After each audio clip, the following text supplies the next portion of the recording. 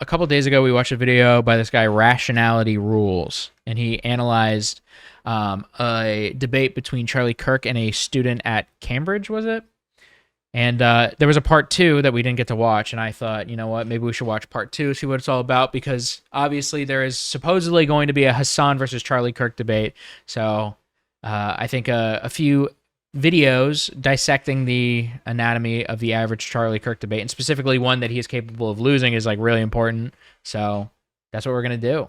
We're going to check it out. We're going to see what this is all about. And yeah, have some fun. The women of the West are miserable because we've told them to suppress how they are made by God. We should tell them to stop freezing their eggs and start finding their partner earlier and have lots of babies. It's the week before my... This said, by the way, Feminist spanks Charlie Kirk. So the last one was about the morality of marriage, and this one is going to be about women.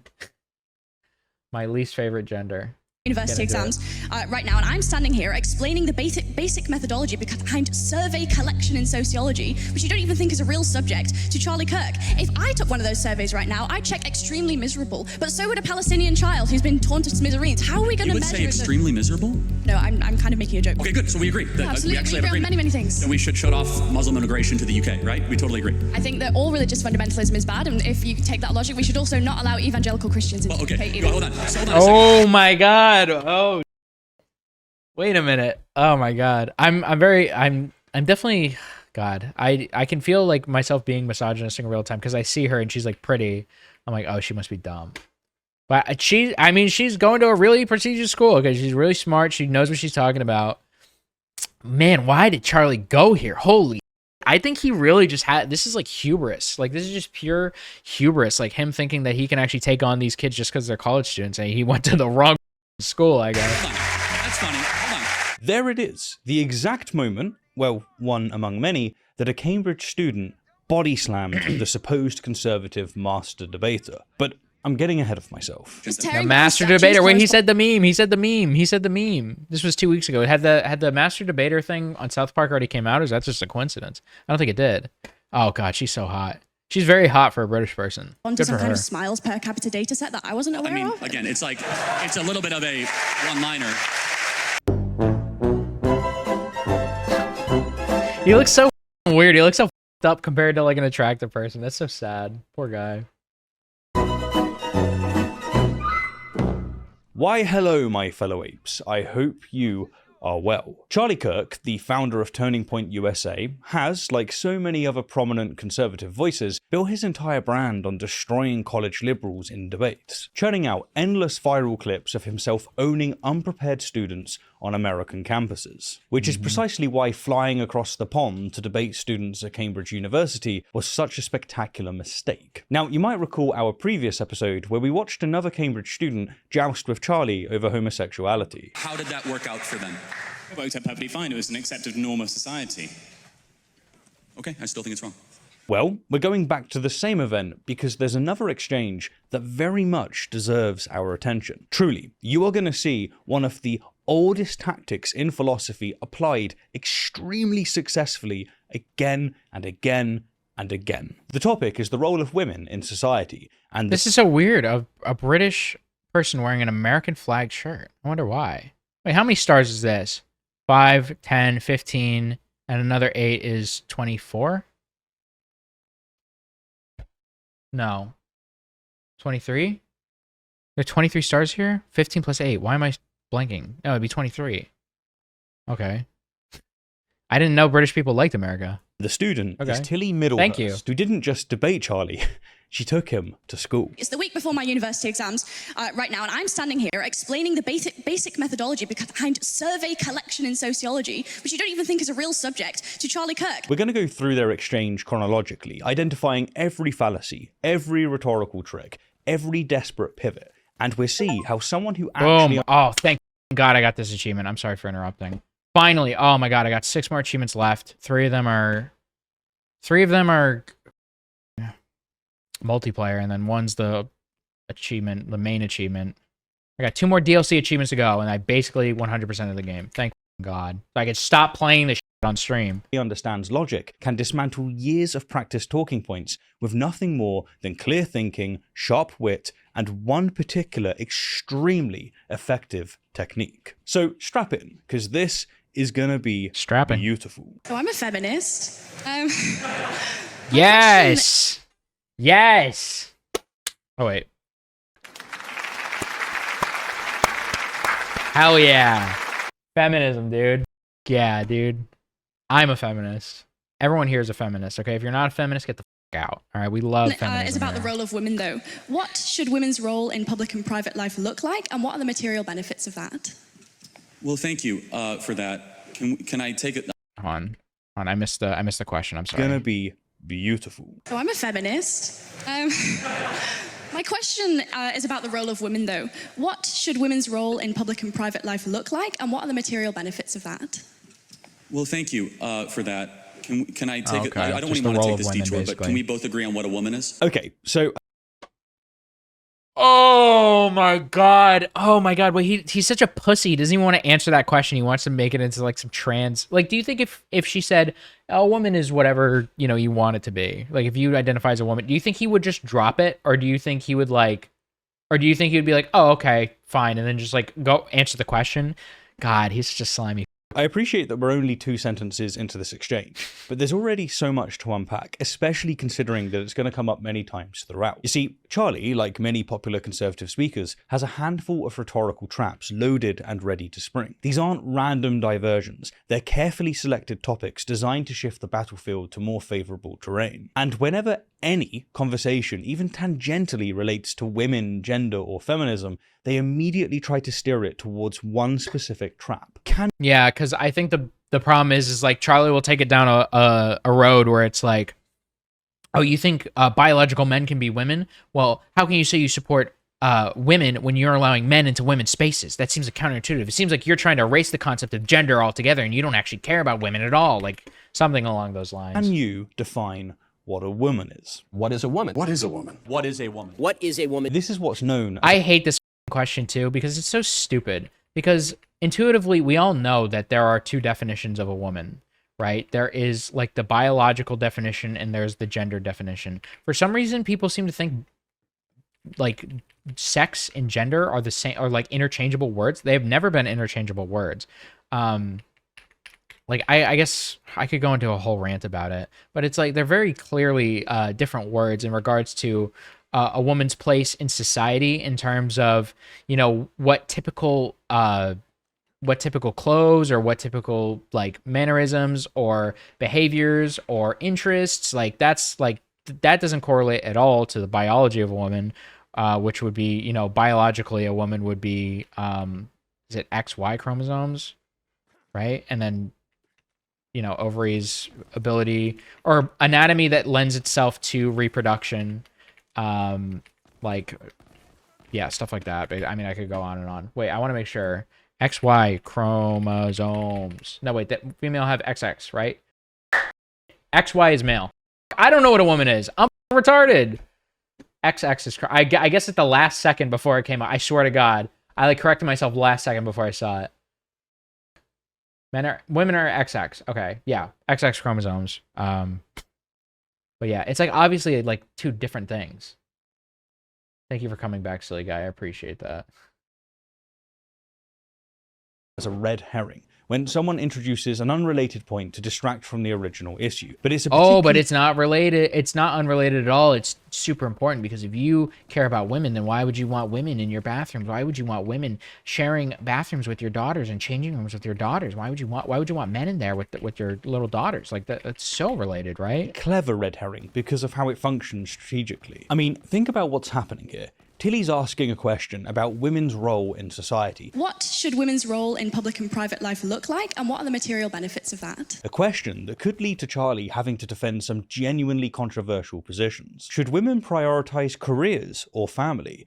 Should they even have the ability to have a career? What about mandatory parental leave or pay gap legislation? These are areas where conservative positions often amount to stripping away rights and opportunities from women, and because of this, they're not exactly popular. This is dangerous territory for Charlie, But the question, what is a woman? Can we both agree on what a woman is? Now, that is safe ground. It's a definitional debate that most people haven't spent time thinking about, and it gets into linguistics and the philosophy of language. So it makes the conservative speaker look philosophical and rigorous while making their opponent appear confused about basic concepts. Never mind that the definition of woman has absolutely nothing to do with whether we should have universal healthcare, equal pay legislation, or what role women should have in society. You don't actually need a perfect definition to have these conversations. And the beauty of this trap is in its efficiency. In one swift move, Charlie avoids having to defend positions like women should stay home and have babies, or the pay gap is actually good, and instead, he gets to play philosophy professor, forcing his opponents to navigate complex discussions about biology and gender theory that have absolutely nothing to do with the actual policy question at hand. And notice the transparent disclaimer. I don't even want to take this detour, but can we both agree on what a woman is? I don't even want to take this detour. Yeah, I'm sure you don't. I'm sure you aren't chomping at the bit to talk about some girl cock and talk about trans women with their big floppy girl cocks flopping around. You don't even want to think about that at all, do you? Pickpocket saying, I would never steal from you, while his hand is already in your wallet. The disclaimer is part of the distraction technique. He absolutely wants this detour. It's his escape route from having to engage with Tilly's substantive question about material status and social roles. What should women's role in public and private life look like, and what are the material benefits of that? But here's what makes Charlie specifically particularly fascinating to watch. Many conservatives who deploy this red herring are actually quite clever about it. They find subtle ways to guide the conversation, dropping breadcrumbs that naturally lead to the what is a woman trap. They make it seem organic, like a logical progression of thought. But Charlie, he just crashes through the wall like the Kool-Aid man.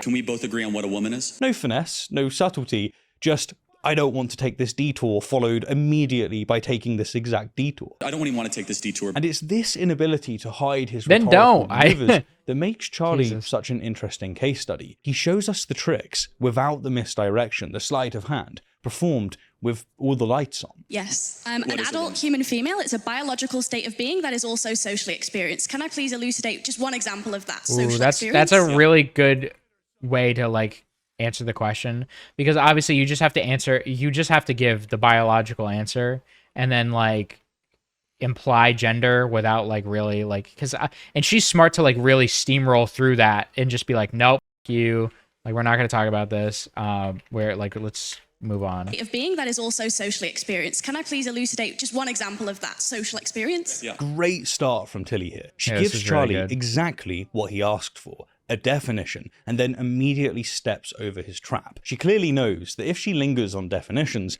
they'll spend the next 10 minutes in philosophical weeds about chromosomes and social constructs instead of discussing actual policy. You know, the thing she's actually asked about. An And the worst part is if she ever tries to redirect at all, she looks like she can't answer the question and that she's like simping for trans people and all this stuff. Like, yeah, it's just like, yeah, this is probably, she's handling this much better than I probably would be able to. Human female, it's a biological state of being that is also socially experienced. By acknowledging both biological and social aspects, she's given a complete enough answer that Charlie can't claim that she's dodging, while simultaneously driving straight back to her original question about women's role in society. Can I please elucidate just one example of that social experience? Yeah, I was going to answer your question, but sure, go ahead. Yeah, okay. So let's say you're a member of a tribe, and that in that tribe, you have the biological female anatomy, and in order to become a woman in that tribe, you have to also get a tattoo. That's a social experience that's mapped onto biological reality.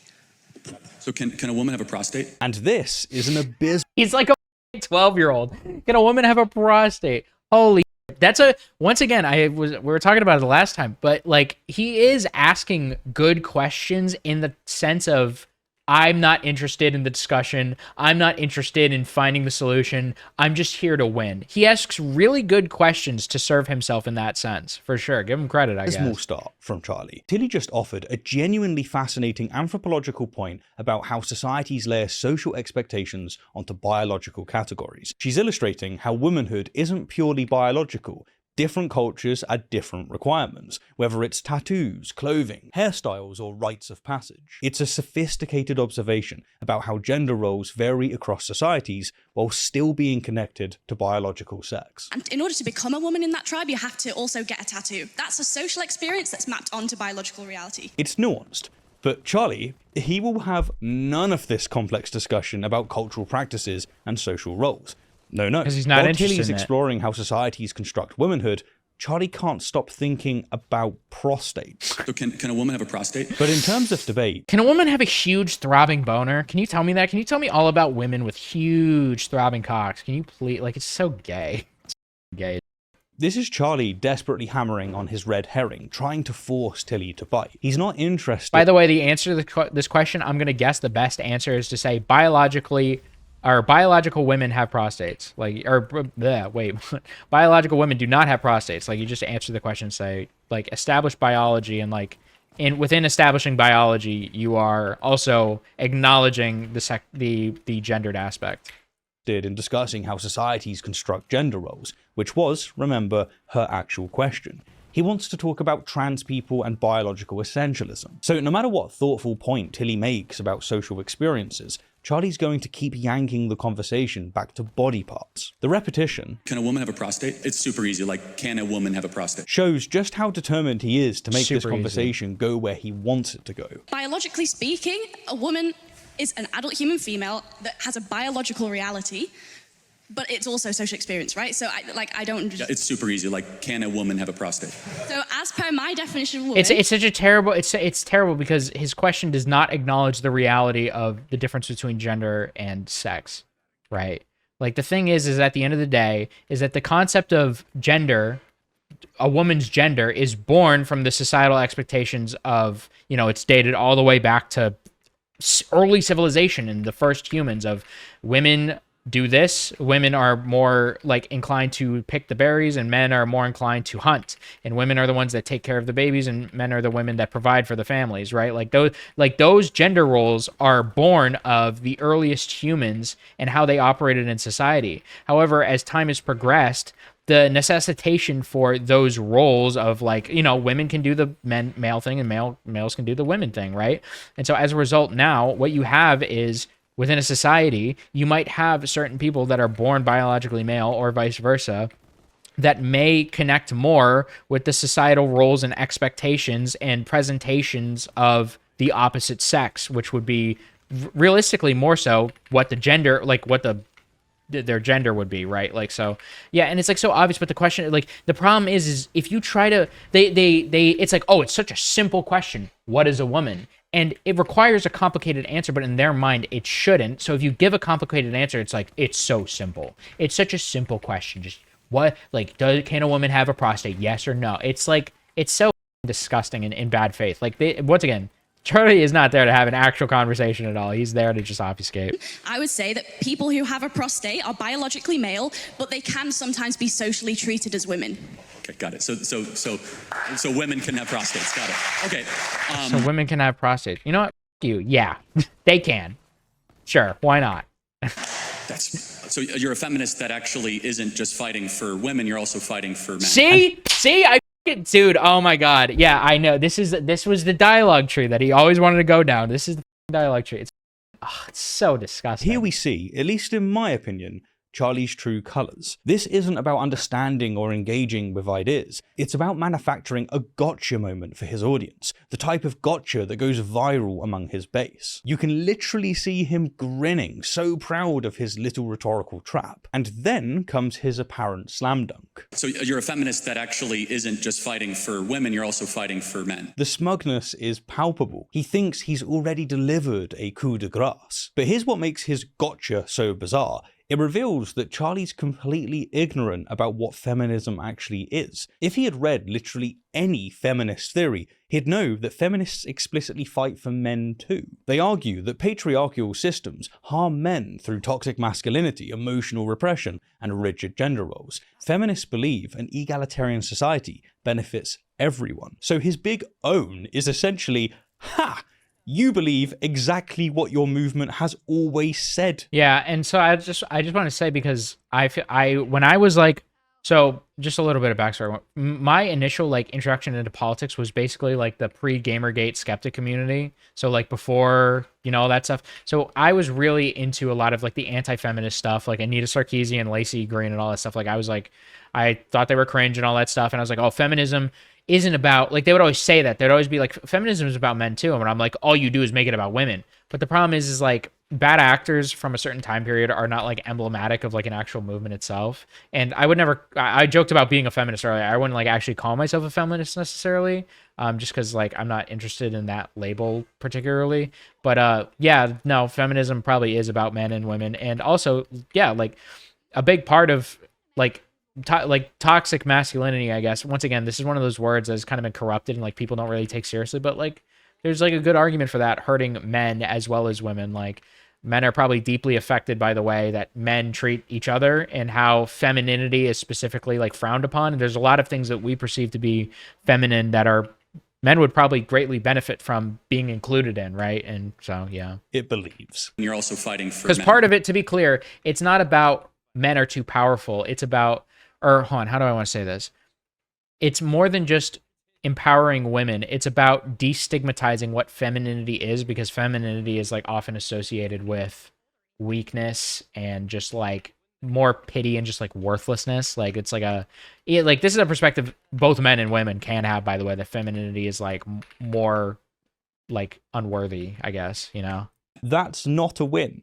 But then again, it actually is, at least in terms of optics, since much of his core base also doesn't know the first thing about feminism. This is performance, not conversation. From the very moment Tilly said, "I'm a feminist," Charlie's been working towards this predetermined punchline. He's not interested in hearing a thoughtful explanation of how biological and social elements comprise gender. An adult human female, it's a biological state of being that is also socially experienced. He's not engaging with her actual question about women's roles in society. What should women's role in public and private life look like? He's just waiting for his moment to spring the trap and score points with his base. His grin and the way that he looks towards the audience for approval gives away the game. He's like actually like a 12-year-old dude. He's actually like a 12-year-old. He's so gross. Again, he's not as subtle as other conservative champions. That's the look of someone who thinks they've just delivered a knockout blow. But all he's really demonstrated is that he's not listening. Tilly has been crystal clear. Biological reality exists and social experience. Because it's like, once again, he could just ask a question. He's like, oh,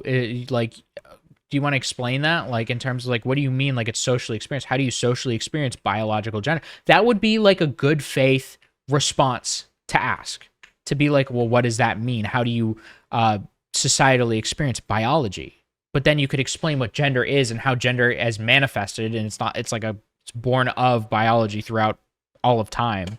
But he doesn't want to do that. He's not actually, not only did he not listen, he's not even interested in the conversation. He doesn't give a matters. These aren't contradictory ideas, but Charlie needs them to be for his gotcha to work. And here's the crucial thing. Even though Charlie didn't actually get the slam dunk here, he thinks he did. And with conservative audiences, this move is seen as a crushing victory. Look at these confused leftists who can't even define what a woman is. It's easy, but they can't even... And by the way, I've talked about this before. I used to be pretty transphobic.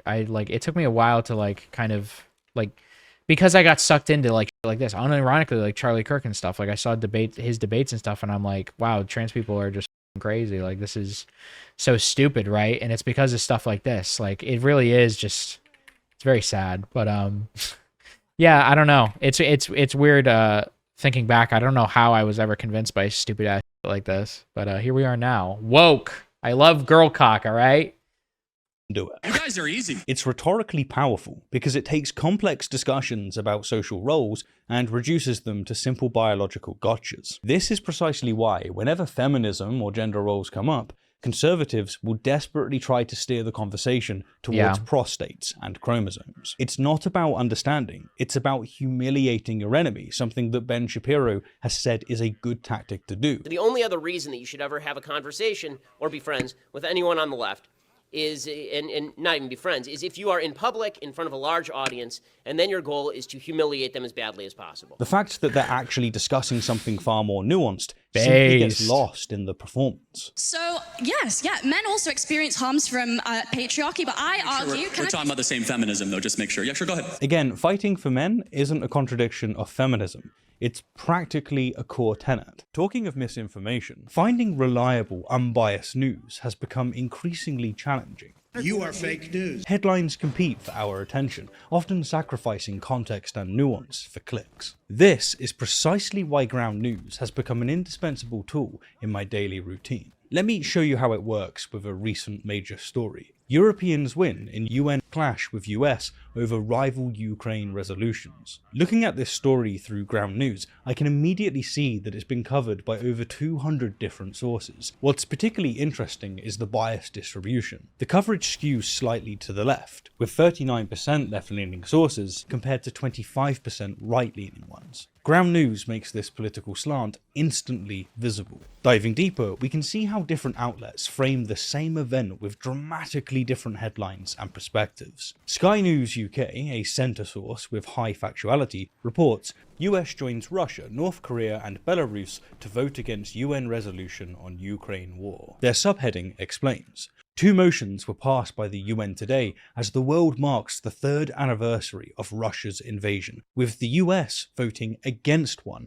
and abstaining on another. The very same story takes on a completely different tone with the Evening Standard, rated as leaning right with high factuality. Their coverage includes charged language, stating US accused of betrayal as it votes alongside Russia and North Korea against UN resolution condemning war. Then there's Salon, a left-leaning source, which frames it as Trump admin refuses to back UN resolution condemning Russian invasion. Their coverage emphasizes political affiliations. There has never been a more crucial time for this comprehensive approach to news consumption. Ground news cuts through the noise, allowing you to see every perspective on important stories and make your own informed judgments. And I'm excited to share that Ground News is offering my audience, you, 40% of their unlimited access Vantage plan. Experience this invaluable tool for yourself at ground.news/rationality. If you value balanced, reliable news coverage, I am confident that you'll find Ground News as indispensable as I have. And by signing up through my link, you'll be supporting the channel as well. Men also experience harm from patriarchal domination, but I would argue that those harms come from that system of domination itself. In the same way, for example, this isn't a threat, but if I reached across and punched you in the face, then my hand might hurt,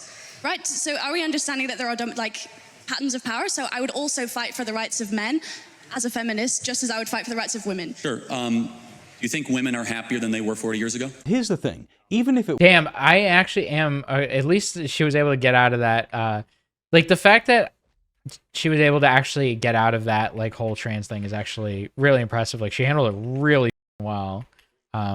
were true, that women were, on average, happier 40 years ago, a claim that's highly debatable, let alone the causes, this wouldn't justify forcing all women back into the kitchen. You can't derive an ought from a happiness survey. I mean, should we also bring back leaded petrol because people were happier back when they had lead poisoning? The logic doesn't follow. So this has become a pattern, hasn't it? Every time Tilly tries to have a substantive discussion about women's roles, the actual topic that they're meant to be discussing... Yeah, it's like, actually, that is a good point. I've never really known, but he isn't directly engaging with anything they say. It's just like a rebuttal where it's like, well, what about this? What do you think about this? And it's just like, yeah, this is a tactic. Charlie desperately yanks the steering wheel towards something else. Well, to be fair, you could do that in a debate, like rhetorically, like that'd be perfectly fine, but it seems to be like his main weapon here, rather than directly engaging, like proposing some other thing. First, it was prostates. Can a woman have a prostate? Then happiness surveys. Do you think women are happier than they were 40 years ago? Why can't he just tell Tilly what roles he expects women to have in society, and then have an argument about justifying it? Do you think women are happier than they were 40 years ago? Because he's a pussy. These people are pussies. They are actually like a lot. That's something I've noticed, is that they are actual pussies. Like they know the things that they're saying are unsavory and wrong, but they still want to say them. So they need to like preface first with like a thorough like ownage. Like, I own the fuck out of you, and now I can give my reason because I've just made you look stupid as fuck, and now I can say my abhorrent, like, vile, in my opinion, now because I've made you feel stupid, or I made you look stupid, right? Like that's the goal. I think I would have a few responses to that. I think that women report more stress and dissatisfaction today because, not because they have more rights or because of feminism, but because they're under dual pressure to both excel professionally and also because of the domestic labor in homes that is structured around outdated expectations. So, for example, studies like the OECD's Better Life Index show that women's life expectancy, education levels, professional achievement... Another good example I'm pretty sure African-American slaves were happier while enslaved than they were during Jim Crow. I would be willing to bet that that's true. or like right after they were emancipated, and they were kind of like in this weird area of like being allowed to be a part of society or whatever. Like I would imagine that actually they were probably, because their life quality, you could argue, dipped depending on like what kind of plantation they worked on. And but yeah, I'd actually be interested. But I would bet that the same logic applies there, right? Have risen in countries with higher gender inequality. You wouldn't say slavery is good if that was the case, is the point I'm making. I would argue that what you're calling unhappiness is actually visibility, because now we hear women expressing dissatisfaction, whereas in the 50s we prescribed them Valium and we lobotomized. This is a devastating response that tackles Charlie's happiness question from multiple angles. First, the dual pressure point. They're under dual pressure to both excel professionally and also because of the domestic labor in homes that is structured around outdated expectations. This is exceptionally well documented in gender studies. Women are expected to excel in the workplace, partly because of housing costs that have skyrocketed so much that a single income household is nearly impossible, while still carrying most of the domestic burden. They're essentially working 2 full-time jobs. Yeah, to be fair, women kind of fuck themselves over in that sense, I guess, because the problem is that we've allowed women to, like, traditionally like we were talking earlier about it, like there's a traditional masculine role and there's a traditional feminine role, right, where women stay home and they pick the berries and they take care of the family, right, and men go out hunting and they provide for the family, right? But now we've enabled that traditional masculine role. Now women can have it, but and this actually is a good example of how feminism applies to men. We haven't enabled men to take up that feminine role. So like a stay-at-home dad, like you don't ever hear about stay-at-home dads while the mom goes and works, for example, right? Nor do we expect the moms to only work and the dads to work and take care of the kids. Like we just don't expect that, right? So that's a good example of how feminism doesn't really actually, or would benefit men, because if we were to equate it, we would allow men the opportunity to be that kind, to take on that traditionally feminine role, as a result taking the burden off of women and also giving men more freedom to, you know, maybe not work jobs or stay at home or whatever they want to do, right?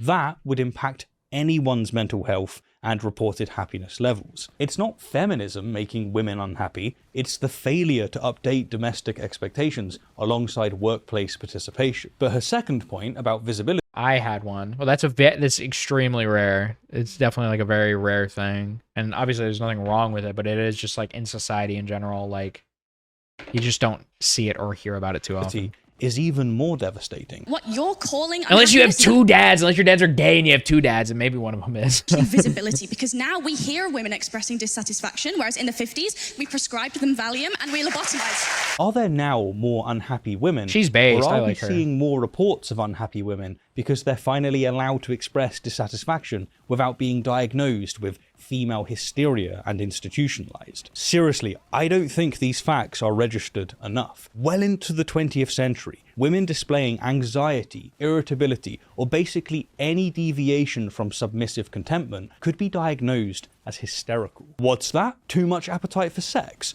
Hysteria.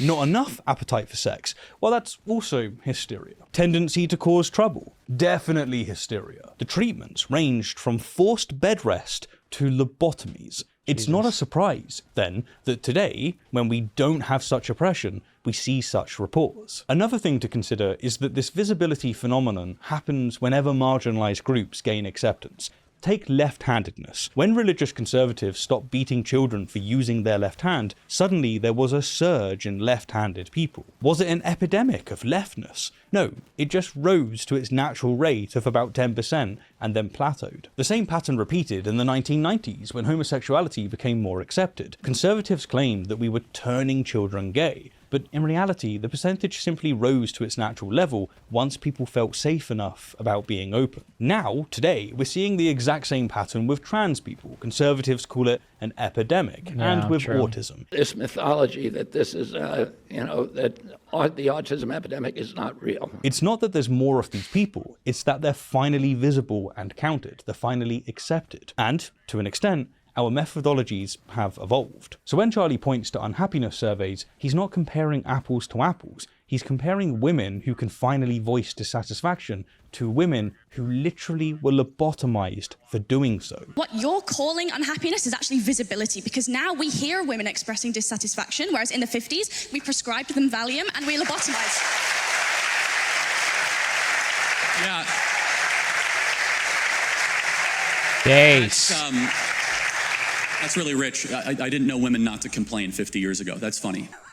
This is an egregious example of a straw man fallacy, when someone misrepresents their opponent's argument to make it easier to attack. Tilly just offered a well-reasoned argument about visibility, backed by evidence about how women's dissatisfaction was medicalized and suppressed through forced drugs and lobotomies. She's making a sophisticated point about data collection and social acceptance of women's voices. And Charlie's response was, I didn't know that women were not complaining 50 years ago. That's really rich. I didn't know women not to complain 50 years ago. That's funny. That is not what she said, my dude, at all. She didn't say that women didn't complain. She said that their complaints were pathologized and silenced through medical violence. Now we hear women expressing dissatisfaction, whereas in the 50s, we prescribed them Valium and we lobotomized. But reducing her nuanced argument to women didn't complain makes Charlie sound sharp and witty to his base. Another lib owned, another feminist destroyed with facts and logic. Facts Fuck yes. don't care about your feelings. It's Yes, dude.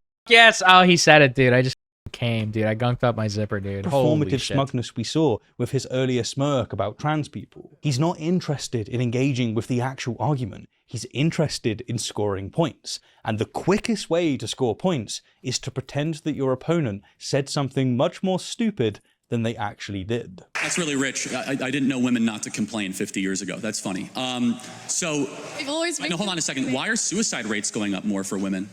I think that Forget encourages. complaining. I feel like suicide rates are probably going up for men too. I think suicide rates in general are probably going up. I don't think that's that's just a guess, by the way. I can't imagine that that's not the case. Women are killing themselves more. Why is that? And this is red herring number 3. First, it was define woman. Can we both agree on what a woman is? Then, are women happier? Do you think women are happier than they were 40 years ago? And now, what about suicide rates? Why are suicide rates going up more for women? Each pivot takes us further from Tilly's original question about women's role in society. What should women's role in public and private life look like? Why won't he answer the damn question? What is it, precisely, that Charlie thinks women should be doing with their lives? What roles does he demand that they have? It's also interesting because, like, there is obviously a direct correlation between gender and sex in Charlie's mind, where a woman is a person who stays home and takes care of the kids and cooks dinner and cleans. A woman is somebody who gives birth to children as XX chromosomes. In fact, what's interesting about the whole thing with gender and sex is that you are engaging with women and men in a gendered sense far more than a sexual sense, unless you're actually having sex with them, unless you're actually getting them pregnant or getting impregnated by them, or you are, like, you know, just pulling down their pants and staring at their penis, right? Like, otherwise you are engaging with them solely on a gendered sense. Like, when you see a woman, you call her a woman, but you're not, like, looking at her vagina or even, like, looking at her boobs. I mean, maybe you are, but, like, you're not analyzing, like, all these reasons they give for what a woman is, like XX chromosomes, ovaries, can have children, can breastfeed children. Like, these are not things that, like, when you meet a woman on the street, you aren't, like, you're not assessing any of these things. You're, like, perceiving them, and you're not thinking about their biology at all. You're viewing them solely as a gendered sense. Obviously, you could say, well, intuitively, I can tell the difference between a biological woman and a biological man. And, like, sure, most of the time you can. I'll grant you that. But the problem is like, you're not even thinking about it. You're not thinking about it at all. It's just a human that is a woman to you, and you're not thinking anything at all about biology whatsoever. And then you think about, you know, like, they're like, imagine, like, if you saw, like, you could see, what's that one guy? What is that guy? This guy, Buck Angel, right? So, for example, I know that this is, like, you may think this is a bad example. Just hear me out for a second, okay? So, sorry. Okay, this is Buck Angel, okay? Now, this is a trans man. He has a vagina, right? But if you saw this guy in the street, you would look at him and see him as a man, and you would perceive him as a man. But he has a vagina. And it's like, at the end of the day, what's happening here is you're perceiving the gender. You are perceiving the gender, and you would never know. You would never know that this guy has a vagina or is a woman, because you're not analyzing his chromosomes. You're not analyzing his biological structure, his bone structure, or his, like anything like that. His atoms. Like you're not doing that, right? And so, yeah, basically, it's just a really dumb, stupid argument that I hate. But yeah, he can't answer. He won't answer. But there's something far more insidious happening here. Charlie's implying that feminism causes female suicide, a false cause fallacy. This occurs when someone assumes that a correlation between two things means that one caused the other. An example would be noticing that as ice cream sales go up, so too do drowning deaths, and then concluding that ice cream causes drowning. You can't just assume that correlation equals causation. You need to rule out other factors, such as, in this case, that summer might have something to do with it. The burden of proof is on Charlie to show not just that suicide rates have increased, but that feminism specifically caused this change. But he or like female, or like women's suffrage and their like liberation or whatever, right? Yeah. doesn't even attempt to do this. He just throws out the statistics and expects Tilly to defend against his implied accusation. It is a brilliant rhetorical trap, if you fall for it. And here's what makes his argument even weaker. The claim that suicide rates today are higher is completely false. But do you know what? Oh, really? You can play Charlie's correlation equals causation game. Female suicide rates in England and Wales peaked in the 1960s at 11.8 per 100,000 people. Today, they're at 5.7 per 100,000 people. In fact, the suicide rate among women has almost... That's crazy. Men's went down, and now they're going slightly up. I just assumed that more people wanted to kill themselves in general. I guess I was completely wrong in assuming that. People are not killing themselves more or maybe this is just, maybe in America this is different, but 0.7 per 100,000 people. In fact, the suicide rate among women has almost halved since 1981, when it was 10.5 per 100,000. Making this even worse for Charlie is that the lowest recorded suicide rates for both sexes in England and Wales have been in the 21st century. So when Charlie claims that women are materially killing themselves more, he's not just wrong, he's spectacularly, demonstrably wrong. The data shows the exact opposite of what he's claiming. Materially, women are killing themselves more. Why is that? I think also something that a lot of conservative media pundits do and politicians do is they take a thing, right? They take like an article or they take a study and they use it and they like twist it and contort it into something else. I notice this all the time. I can't think of any examples off the top of my head, but I notice a lot of disinformation is born of actual studies or actual research or actual news reports. But then when you like read the full research study or you read the full paper, you read the full news report, and it's just like, wait a minute, you're like, there's like a few different metrics that you're leaving out. So he could be right when he's saying women kill themselves more, but it's like, white women aged 35 to 60 are slightly like 1% more likely to kill themselves than they were 30 years ago. Like, right? Like it would be something like that. And then like you would be like, wait a minute, dude, like this is way different than what you said. Yeah, I don't know, but you can't fact check him in real time during a debate, so he can like totally just get away with it and then appeal to some kind of study if he's asked for a source. Even if both men and women have become unhappier. Men's suicide rates have risen as well, and that's also been exponential. Can you at least concede that feminism offers only one potential explanation? There could be also other explanations. Understandably, Tilly has granted what we know is a false point about suicidality, but it's actually a brilliant move. She has effectively immediately flipped the burden of proof back to where it belongs, on Charlie. Yes. She's emphasizing that even if the rates have gone up for men and women, Charlie still needs to demonstrate that feminism is the cause. He can't just assume it. He needs to demonstrate it. Materially, women are killing themselves more. Why is that? Today, there is absolutely zero peer-reviewed literature demonstrating a causal link between feminism and suicide rates. None. What the actual research shows is that suicide is influenced by complex, intersecting factors, including economic stress like rising inequality and housing insecurity, social isolation and poor access to healthcare, discrimination, especially against marginalized groups like LGBTQ+ people, digitalized stressors like social media harassment, and substance abuse combined with mental health stigma. The WHO's report emphasizes that suicide is rarely the result of a single factor, but rather driven by an interplay of psychological. That's why I would have assumed that suicide rates were higher, is because like you said, people are doing drugs and people are like on the internet a lot, and as a result they're like socially isolated and all this stuff. So I don't know, maybe but I guess I don't know, it depends. Social. He did, to be fair, he only showed England and what was it, Wales, so maybe in America it would be different. Biological, cultural, and environmental factors. Notice what's not on that list. Feminism, women having rights, equal pay legislation, the ability to Women's open suffrage. a bank without a husband's permission. Actually, what's not seen is the 100,000 suicide notes written by dead women that all point to women's suffrage as the moment that their entire lives turned into shit, but Joe Biden hid those or something. Crooked Hillary or one of them. Just blame one of them. Pick a random name out of the hat and just blame them instead.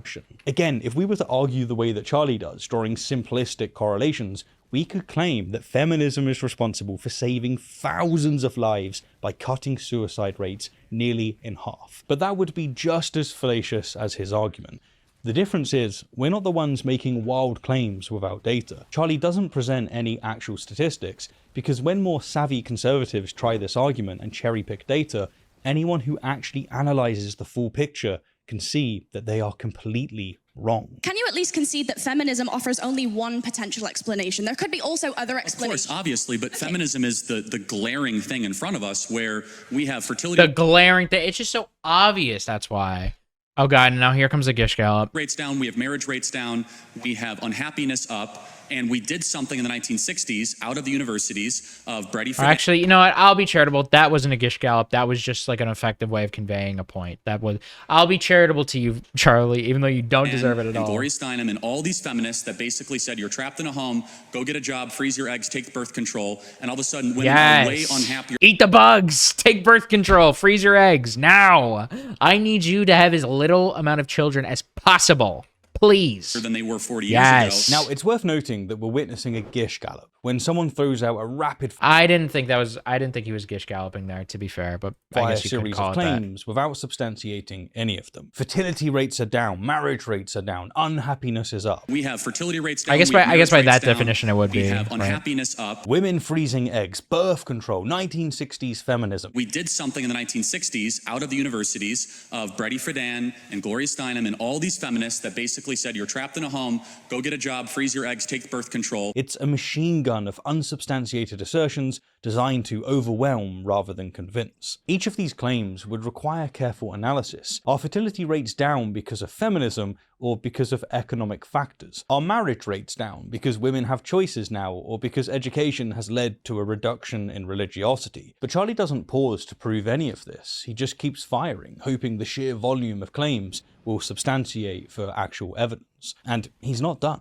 He continues. I just have to ask the question, why is that? Is it working? And maybe there are biological differences between men and women that we should respect, and that deep down a lot of women want to get married and have children. In fact, we should applaud. Wait, okay, so I love how he's doing that. He's literally so he's saying, and he's not entirely wrong, that there are biological tendencies that lead to social behaviors. And it's like, wait, so what do you call that social manifestation of like the concept of how people behave around their biological sex? Like, what would you call that? Would you call that gender? I feel like that, like a gender would, there needs to be a word for that, I feel like, right? You wouldn't call that biological sex to talk about. It's not biology, how they behave. That is a social construct. And as a result, it would be, gender would be a good word to use there. But yeah, I don't know. It's weird that he's like applying, like, notice that a lot, by the way. Whenever they're talking about women, they're talking about, whenever they're talking about women, they are talking about it from a gendered perspective, always. But when it comes time to say, what is a woman? It's XX chromosomes and having a pussy, all right? it, and we should support it, and we should say it means nothing if you're going to go be a CEO of some shoe company or be some banker in London. What matters if you raise children and you have something to pass down long after you're gone. Here we see Charlie constructing a complete straw man of what feminism actually advocates. He's painting feminism as some kind of anti-motherhood movement that demands that women should abandon their biological... I don't think this is a byproduct of, well, maybe it's a byproduct of not feminism necessarily. I don't think it's a goal of feminism.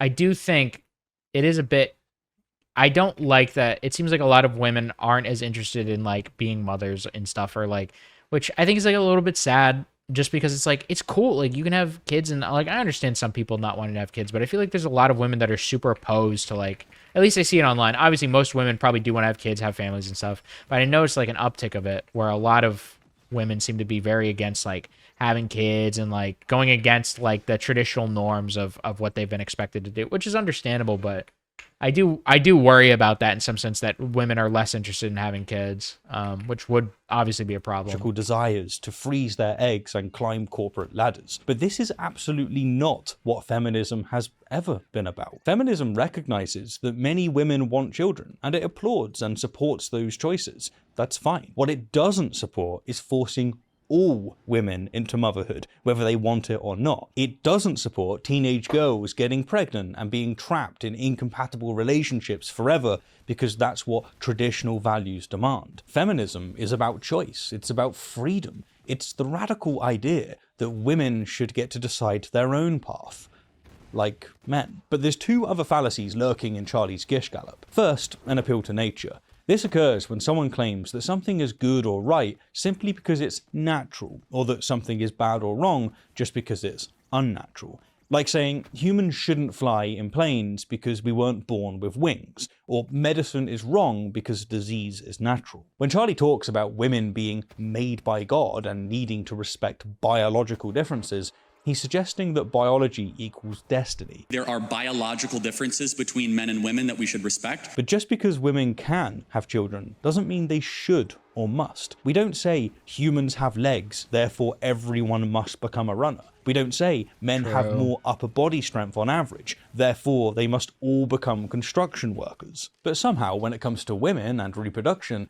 suddenly biological capability becomes moral imperative. Not everything natural is good. Disease, parasites, and dying in childbirth are natural too. And many good things are unnatural, like vaccines, glasses, and the very building Charlie is debating in. Whether something is moral or beneficial depends on evidence, not whether it exists in nature. The second fallacy is an appeal to tradition, when someone argues that something must be right simply because it's been done that way in the past. Like saying, we've always had slavery, therefore abolition is wrong. Charlie's entire argument rests on the idea that because women traditionally stayed at home, that's how it should remain. But tradition gave us slavery, it gave us bloodletting as medicine, it gave us burning women while accusing them of witchcraft. We've always done this is not an argument, it's an admission that you don't have an argument. Now, in terms of rhetoric, notice that Charlie drops names like Betty Friedan and Gloria Steinem, giving an air of authority as if he's actually read their work. Of Betty Friedan and Gloria Steinem and all these feminists. But if he had, he'd know that they never said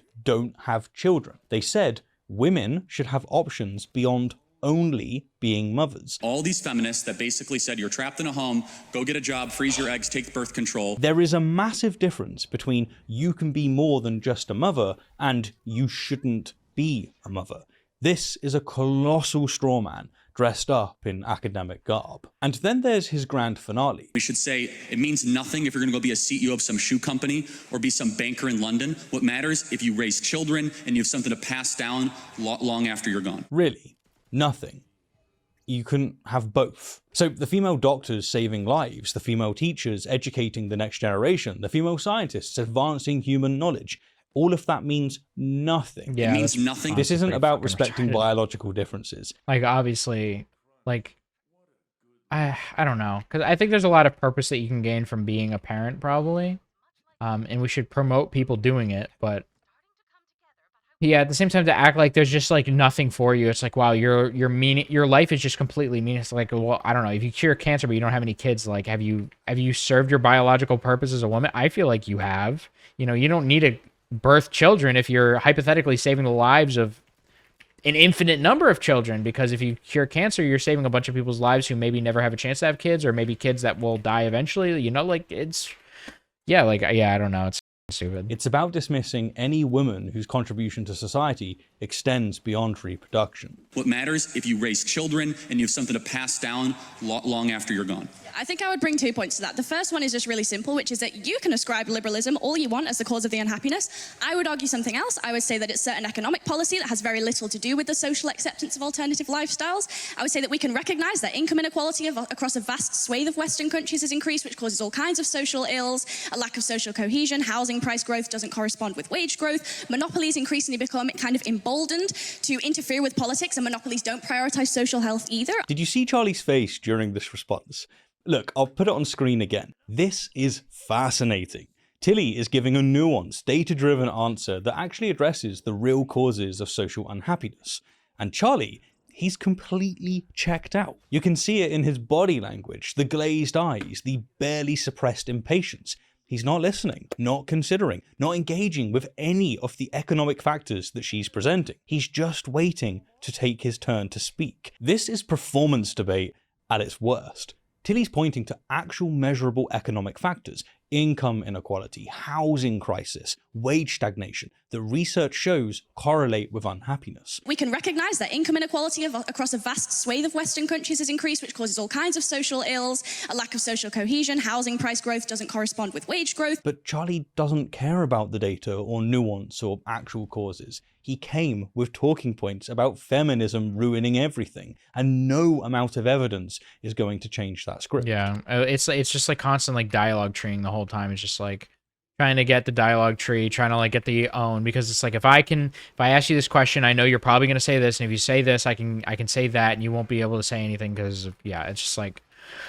he's not interested in having like an enriching discussion. He is literally there to make you look stupid and to make you lose and for him to win. Like, I think there's immense value in debate and discussion. One, for the viewer in terms of watching their ideas be tested in real time and hearing opposing arguments. I think that's super valuable. I think the other way is, you know, kind of stress testing your ideology for yourself if you are debating and seeing how well it holds up, maybe being exposed to new ideas and seeing how you can, you know, respond to those or counteract those. Like, obviously, a lot of people are like, oh, debates are pointless because, like, nobody will ever win or lose. Like, they can't concede they win, they can't concede they lose. But it's not really for that. It's debate is really just to flesh out ideas and to, like, show them manifested in the real world, which I think is, like, super, super important. But, like, people like Charlie or illiberal like Hassan who say debate is gay. Bad. Well, he wouldn't say it's gay. Debate is debate pervertry and all this stuff. Like, yeah, but yeah, I think debate is really nice, but it's really sad that people have given it a bad rep, mainly in part thanks to people like Charlie Kirk for their blatant just use of debate as a way to get clicks and to propagandize, essentially. Feminism is the glaring thing in front of us. The visual cues are so obvious that it's comical. This isn't a conversation. It's two people taking turns making speeches, except one of them is actually responding to what the other says. I think that those offer more compelling reasons for a decline in happiness than an increase in freedoms, because just one more thing, on an intuitive basis, generally speaking, people want more freedom, not less. Okay, so if that's true, why is it? Do you agree that the happiest? I'd kill myself as that one guy that just started clapping and no one else clapped. I'd feel like an idiot. Ugh.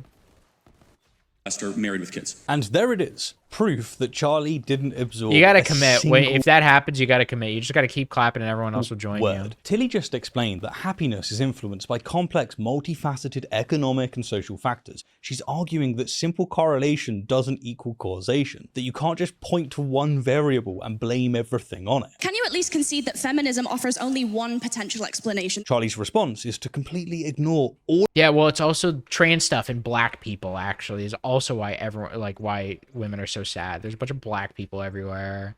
There's a bunch of transgenders everywhere.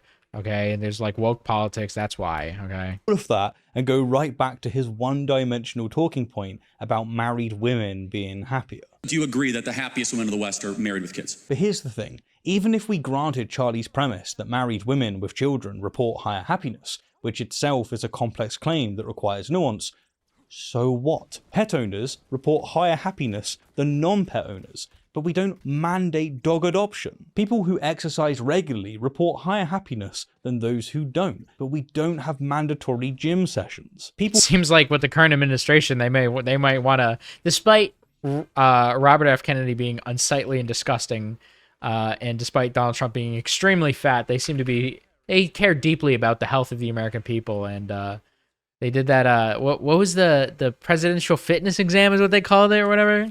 Brought back the presidential fitness exam, so all the kids can run around and get heart attacks and stuff. People who live near nature report higher happiness than city dwellers, but we don't forcibly relocate everyone to the countryside. The entire point of freedom is letting people choose their own paths to happiness. Charlie hasn't done the work to substantiate his claim that feminism causes unhappiness. He's just thrown out a correlation and expected everyone to accept his preferred causation. Tilly's explaining that economic factors provide more compelling explanations, but Charlie can't hear her over the sound of his own agenda. Okay, so if that's true, why is it? Do you agree that the happiest women in the West are married with kids?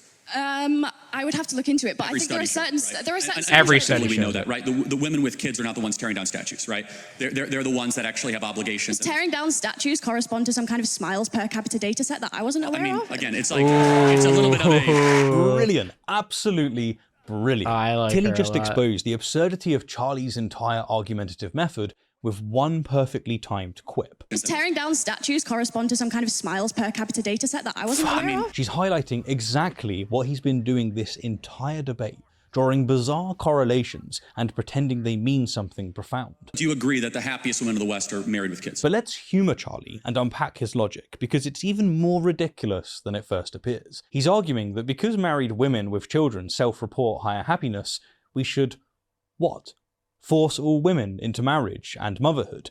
That's like banning ice cream because people who eat it have higher drowning rates. They both peak in summer, Charlie. Correlation isn't causation. And then there's his truly bizarre pivot to statue tearing. And objectively, we know that, right? The women with kids are not the ones tearing down statues, right? Apparently, in Charlie's mind, political activism means that you wouldn't destroy property under any circumstance. I mean, has he ever heard of the suffragettes? Those women who had children, households, and plenty of obligations, and they still fought tooth and nail for their rights. They smashed windows, chained themselves to railings, and yes, they would have absolutely torn down statues if it advanced their cause. Mary Wollstonecraft had children. Emmeline Parkhurst had 5. These women weren't childless radicals with nothing better to do. They were mothers, fighting for a better world for their daughters. But Charlie's so invested in his narrative that activist women must be miserable and childless that he's rewriting history in real time. Women with kids are not the ones tearing down statues, right? The audience applause says it all. They recognize that Tilly just demolished his entire argumentative framework with one simple question. Tearing down statues correspond to some kind of smiles per capita data set that I wasn't aware I mean, of. again, it's like, it's a little bit of a. If tearing down statues correlates with unhappiness, where's the data? Oh right, there isn't any. Just like there's no data supporting his claim that feminism causes suicide or unhappiness. It's all just correlations strung together with conservative ideology. It's crazy that he would make that claim, right? Like it is such an emotional. He's the facts don't care about your feelings guy, right? But he's making such an emotional appeal because obviously it's been demonstrated this like doesn't really apply to history at all.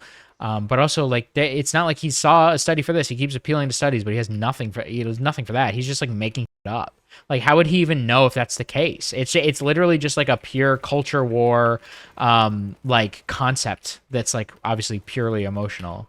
The hope that nobody would notice. Again, it's like, it's a little bit of a one-liner. The happy and the grateful. The happy and the grateful usually don't go burn down Wendy's in their spare time, of which we saw in our country all throughout a single summer. Oh, so now Charlie's concerned about one-liners.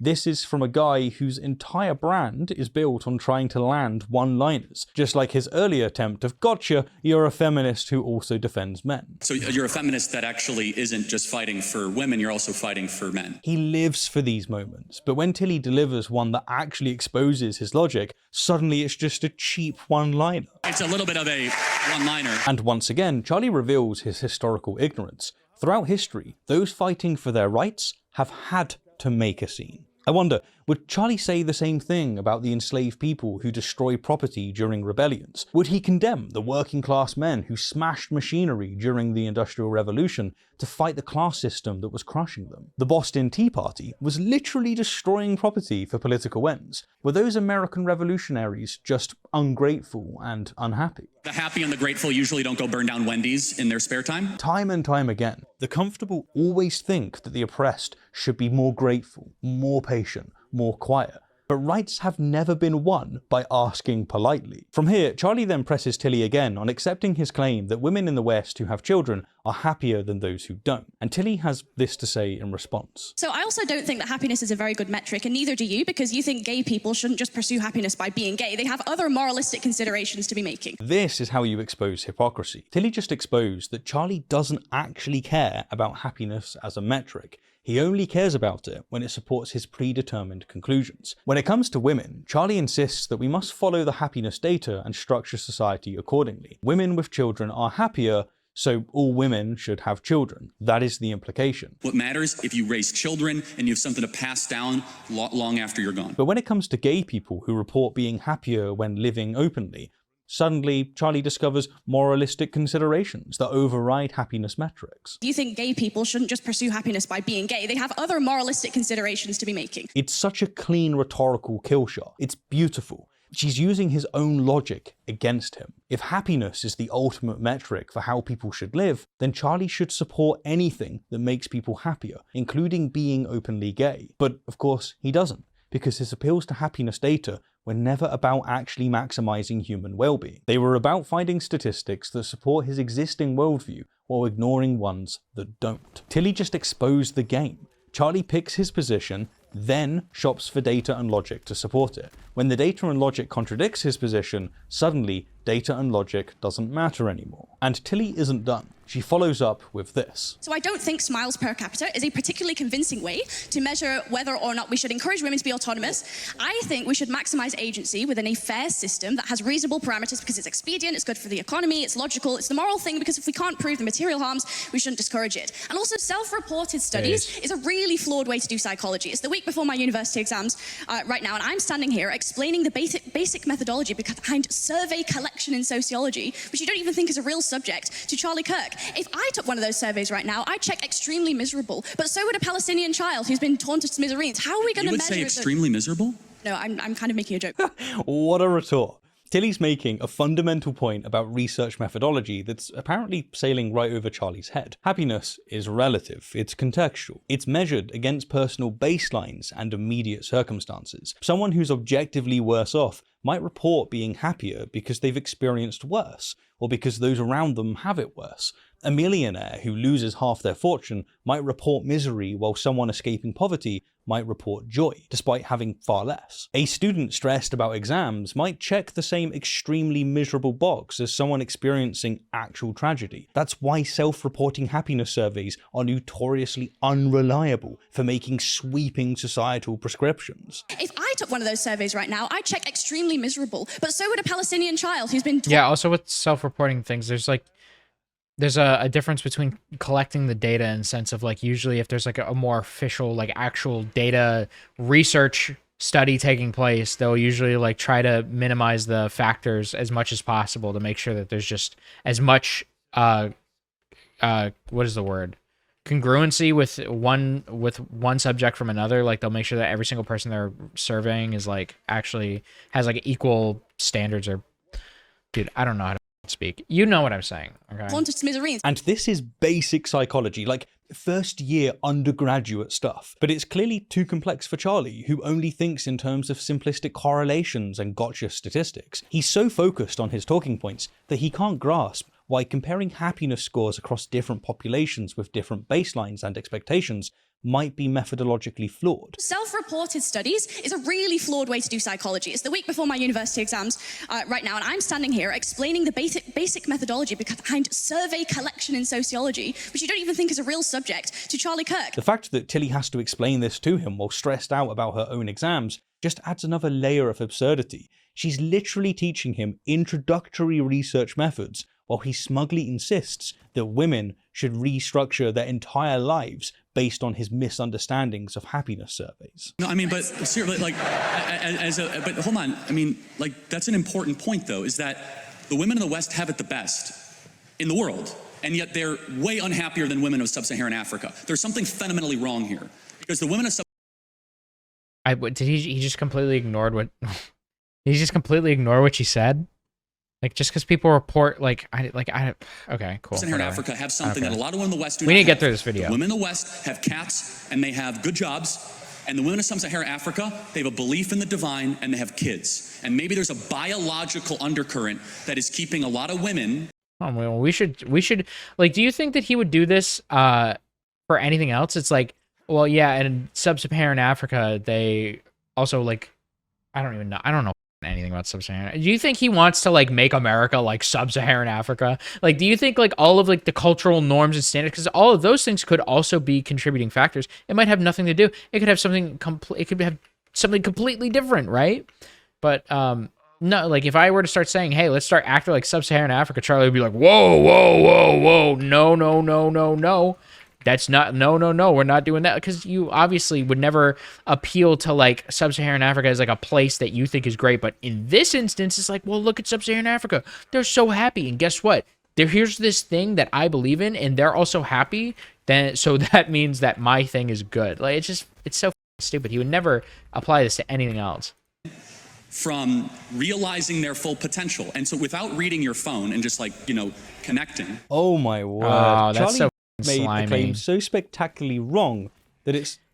Sorry that she like has like certain points that she wants to write down and bring up, and you have been like trained by whatever federal agent is there to like make the political environment as toxic and chaotic as possible, and that you have all like the talking points memorized to make sure that you can consistently obfuscate and ask bad faith questions. You've memorized every single debate tactic to make sure that you can like poison the well as in many places as possible. Like, sorry that she needs notes for her actual good faith thing. Like, what? How is that even? It's so stupid. Well, like a slimy loser thing to say. Like, why don't you just engage with what she's saying? If she needs to rely on her notes to debate you, Charlie, if that's the case and she's clearly just out of her league, then just destroy her. Just like then just do it. Like, don't be such like a little girl about it. It's so gay.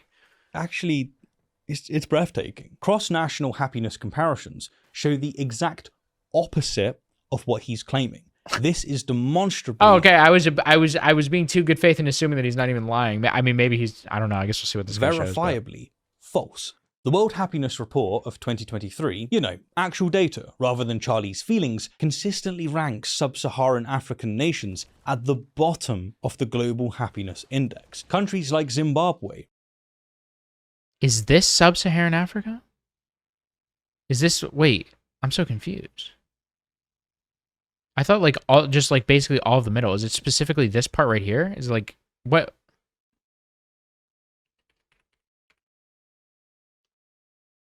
By the way, don't call me stupid and say that I don't know anything. So sub-Saharan Africa. Oh wait, it's just all of this. Oh, okay. So it's basically like all of like the actual like black countries. Okay, I didn't know that. I can. By the way, hold on. I won't do this in front of all of you right now. Just to prove that I'm not a idiot, okay? Hold on. See this? This is the country map right here. This is the country map right here.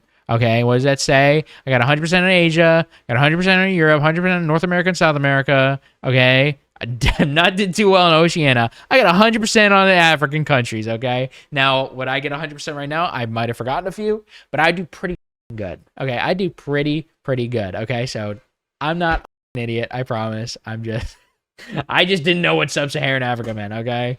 Sorry, my bad. At the bottom of the Global Happiness Index. Countries like Zimbabwe, Rwanda, and Tanzania have far lower average life satisfaction scores than Western nations. Meanwhile, the happiest countries in the world are Finland, Denmark, Iceland, all Western nations with strong, very strong feminist movements and high gender equality. But Charlie doesn't care about actual data. He's too busy creating bizarre caricatures where Western women are defined by cats and good jobs, while African women are blissfully happy because of faith and children. The women in the West have cats and they have good jobs, and the women of sub-Saharan Africa, they have a belief in the divine and they have kids. It's not just offensive, it is statistically illiterate. And yet, suppose that Charlie was right.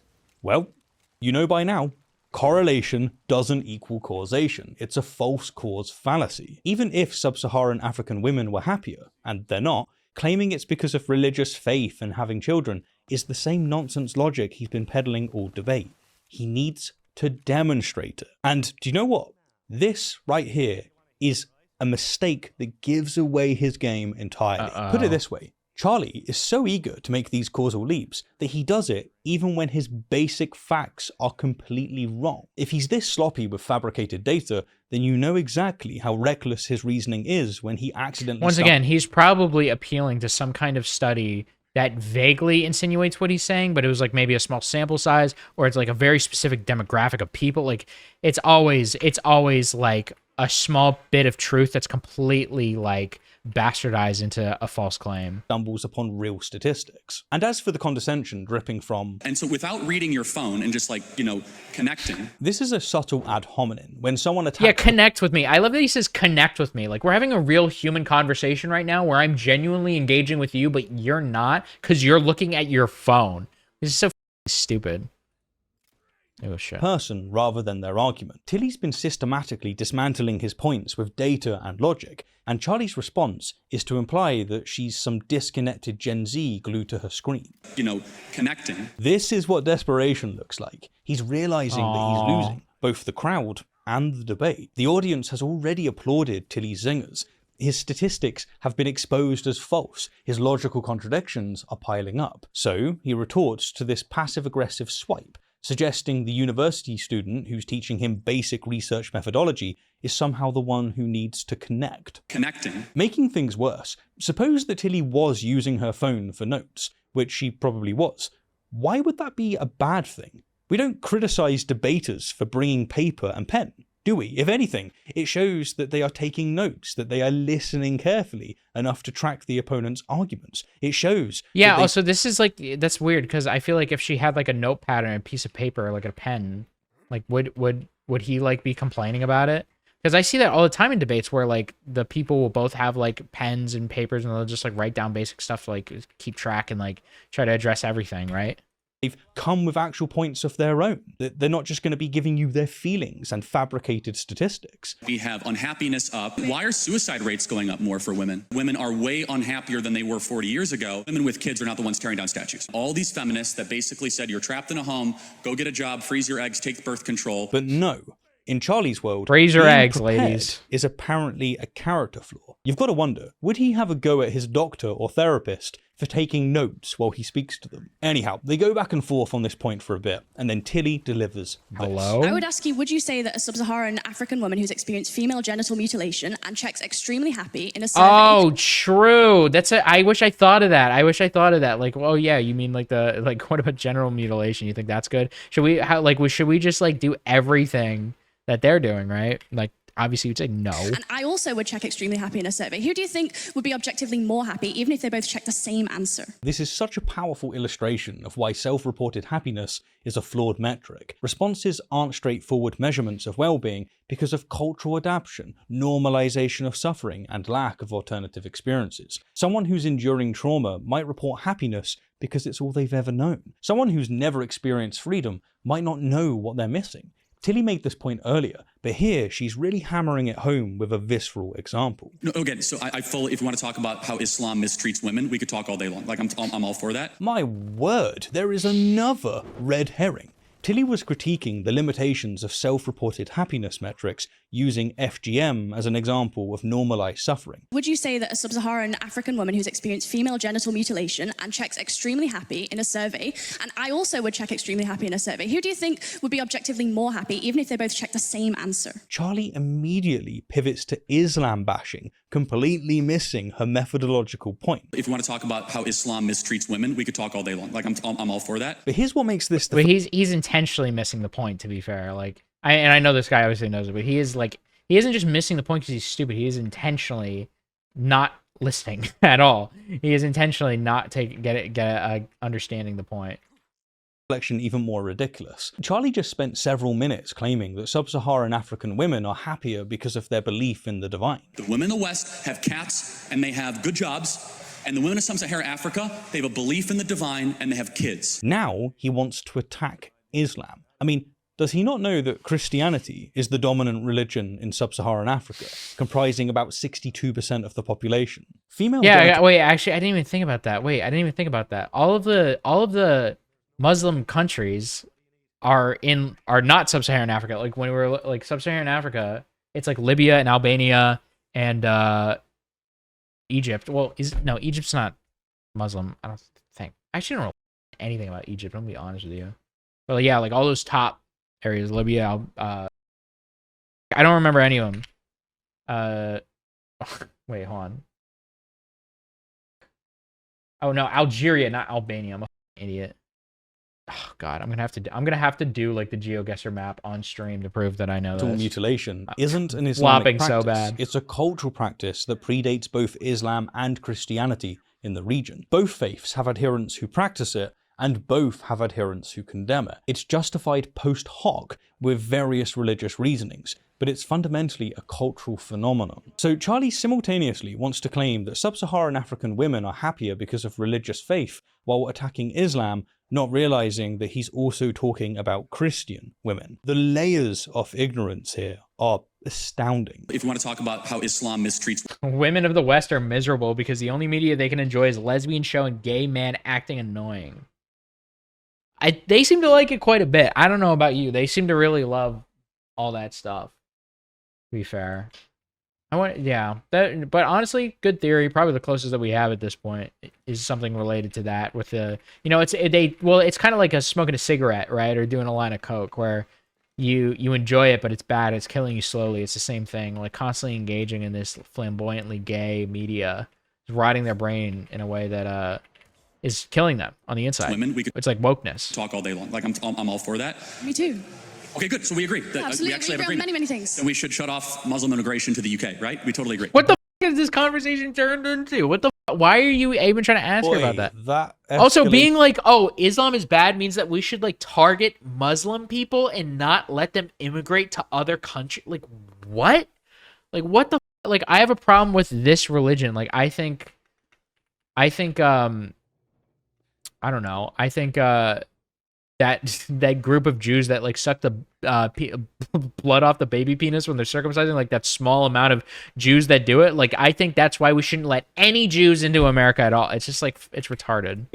Quickly. It jumped up a notch. It did, didn't it? We started with what should women's role in society be, and somehow through prostates, happiness surveys, suicide. And he did that solely because he just wants to get out of it. Because he's like, it's this hubris. He has this like thing in his brain where he's like, if I switch the subject and then we can talk about something else, then I'll own her, dude. I'll own her, make it look stupid. Statue tearing, Wendy's, and sub-Saharan Africa. We've arrived at shutting off Muslim immigration to the UK. What should women's role in public and private life look like, and what are the material benefits of that? Can a woman have a prostate? What should women's role in public and private life look like? It's super easy. Like, can a woman have a prostate? What should women's role in public and private life look like? Do you think women are happier than they were 40 years ago? What should women's role in public and private life look like? Do you agree that the happiest women of the West are married with kids? What should women's role in public and private life look like? Why are suicide rates going up more for women? What should women's role in public and private life look like? Materially, women are killing themselves more. Why is that? What should women's role in public and private life look like? Women with kids are not the ones tearing down statues, right? What should women's role in public and private life look like? The happy and the grateful usually don't go burn down Wendy's in their spare time. What should women's role in public and private life look like? And the women of sub-Saharan Africa, they have a belief in the divine and they have kids. What should women's role in public and private life look like? We should shut off Muslim immigration to the UK, right? We totally agree. This is peak Charlie Kirk, and it's a clear representation of his debate style. He's not having a conversation. He's working through a checklist of conservative talking points. It doesn't matter what the topic is or how the discussion flows. He will find a way to hit every item on his list. We should shut off Muslim immigration to the UK, right? We totally agree. I think that all religious fundamentalism is bad, and if you take that logic, we should also not allow evangelical Christians into the UK. Hold on. So hold on a second. Hold on. Another zinger from Tilly. I told you that she's brilliant, didn't I? Christian fundamentalism has its own extensively documented issues with women. Yeah, she's actually, I like her more than the first guy. Not because the first guy was really cool, but that she's like, I love how catty she is, and she's got like, I like how she like kind of responds back with very like snarky, like the other guy was probably too autistic to do it, but she's like super like witty and like immediately claps back with like something like very that hurts his ego a lot. Rights, including campaigns against reproductive rights, abortion bans, contraception restrictions, and opposition to LGBTQ+. Also, rights. keep in mind, so we're 50 minutes into the video right now, and like this debate is probably like not that long, like maybe 10 minutes long, maybe 5 minutes. I don't even know. I'd be interested to see. But think about how quick he's switching through all these points in such a short amount of time in an actual discussion. Like, yeah, it's crazy. Rights. We're talking about violence at abortion clinics, murdered providers, and terror campaigns against LGBTQ+ individuals. Studies show that 40% of Christian nationalists support the idea that true patriots might need to resort to violence to save the country. That's 2.5 times higher than the general public. These beliefs strongly correlate with authoritarianism, anti-black racism, anti-immigration sentiment, and yes, anti-Muslim and anti-Semitic attitudes. But Charlie would never apply his own logic consistently. Religious fundamentalism is only bad when it's the other team's fundamentalism. His own side's extremists, well, that's just good old-fashioned Judeo-Christian values. Hold on a second. Hold on. That's funny. Hold on. Can you show me what would your example, because I have 50, of a single Christian country that you would say mistreats women, right? America. Oh, really? Yes. We had a female woman vice president. We had a female vice president, a female speaker of the House. Women earn more than men in America. Woman. Oh, this is rich. Charlie's using the "we had a female leader" defense, but by that logic, Pakistan must be a feminist paradise. They've had a female prime minister, don't you know? India has also had women in power, and so has Bangladesh. Are these suddenly bastions of women's rights? And let's talk about the female vice president Charlie's citing. We had a female vice president. This is the same Charlie Kirk who called Kamala Harris a DEI hire. Kamala Harris is a JV. Kamala Harris. Dude, I swear to God, this was like an intentional thing that they did where they were all pronouncing Kamala Harris's name wrong. They were all either saying Kamala. I've never heard Kamala. Kamala Harris. Bro, it's intentional. I don't know why this was like a thing that they did, but they all like, every conservative was like synced up in making sure that they mispronounced her name wrong. I don't know what it was. I don't know why they did that, but I don't know, like it was really, really weird that they all were like so committed. It's like, if you can't pronounce the vice president of the United States first name properly, how am I going to take anything you have to say seriously about politics at all, right? Like it's intentional. There's no way that you don't hear her name Kamala being pronounced accurately. So they can say camel toe Harris with plausible deniability. Yeah, I guess that it would be too much of a stretch if they pronounced it properly first. I guess that makes sense. TV player. She is a DEI pick. She was not selected because she's a good candidate. Among other charming... Look at how fat and swollen his head. Holy, what the? Was this this was probably closer during the COVID, right? Because he looks fat as holy shit. She is a DEI pick. She was not selected because she's a good candidate. Among other charming descriptions. The same Charlie who said, if you're a Christian that votes for Kamala Harris, you are voting for things that God hates. If you're a Christian that votes for the Democrat Party, you are voting for things that God hates. That's between you and God. And Kamala Harris is wired to be repulsed by the name of God. Kamala Harris is wired to be repulsed by the name of God. This game is like, I have to rant about this game for a second. This game is like just standing simulator. Like you get a mission and it's just characters that aren't funny talking for like 10 minutes. I don't want to stand here to complete this mission. It's so stupid. Like they just like are like, oh my God.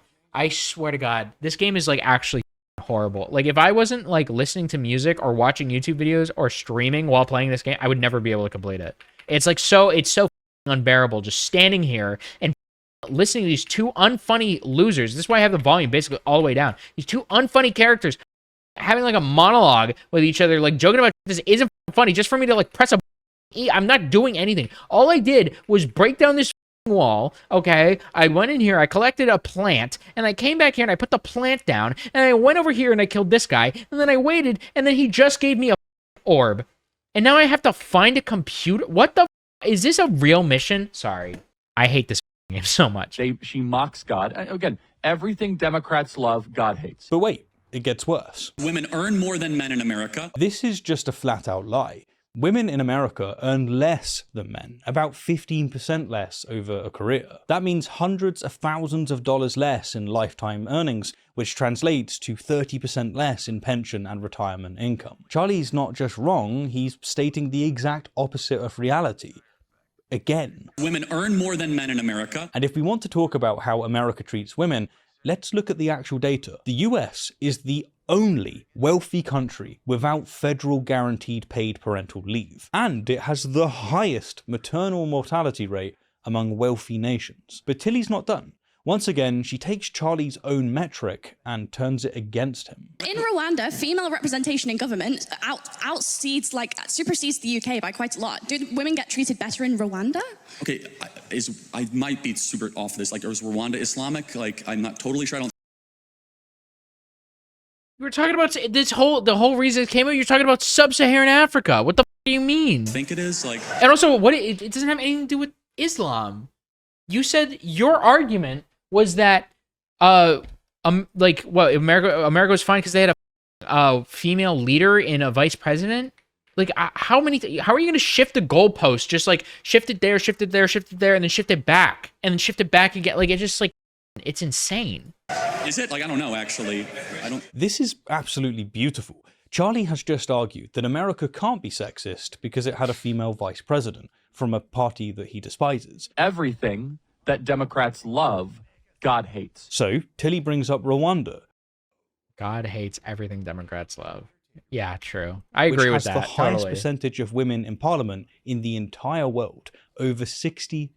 Do women get treated better in Rwanda? By Charlie's own logic, then, Rwanda must be a feminist utopia. But what was his response? He didn't engage with the logic, he didn't address the contradiction. His only move was to desperately ask if Rwanda is Islamic, hoping he could somehow pin this on his favourite scapegoat. Is Rwanda Islamic? He's so locked into his Islam bad talking point that he can't even process that he's been hanged by his own logic. The stammering. Like, I'm not totally sure. I don't think it is. Like, is it? Like, I don't know, actually. Is Charlie's brain shortcutting in real time? He has no idea about Rwanda's religious demographics. It's about 90% Christian, by the way. But he's frantically That's hoping it's awesome! Muslim so he can salvage Dude, that's it. fire. Is it? Like, I don't know, actually. So, once again, Tilly has taken Charlie's reasoning to its logical conclusion and shown how absurd it is. Female representation clearly doesn't equal good treatment of women. Otherwise, Rwanda would be a paradise. But Charlie can't acknowledge this because it would mean admitting that his metric is meaningless. Is it? Like, I don't know, actually.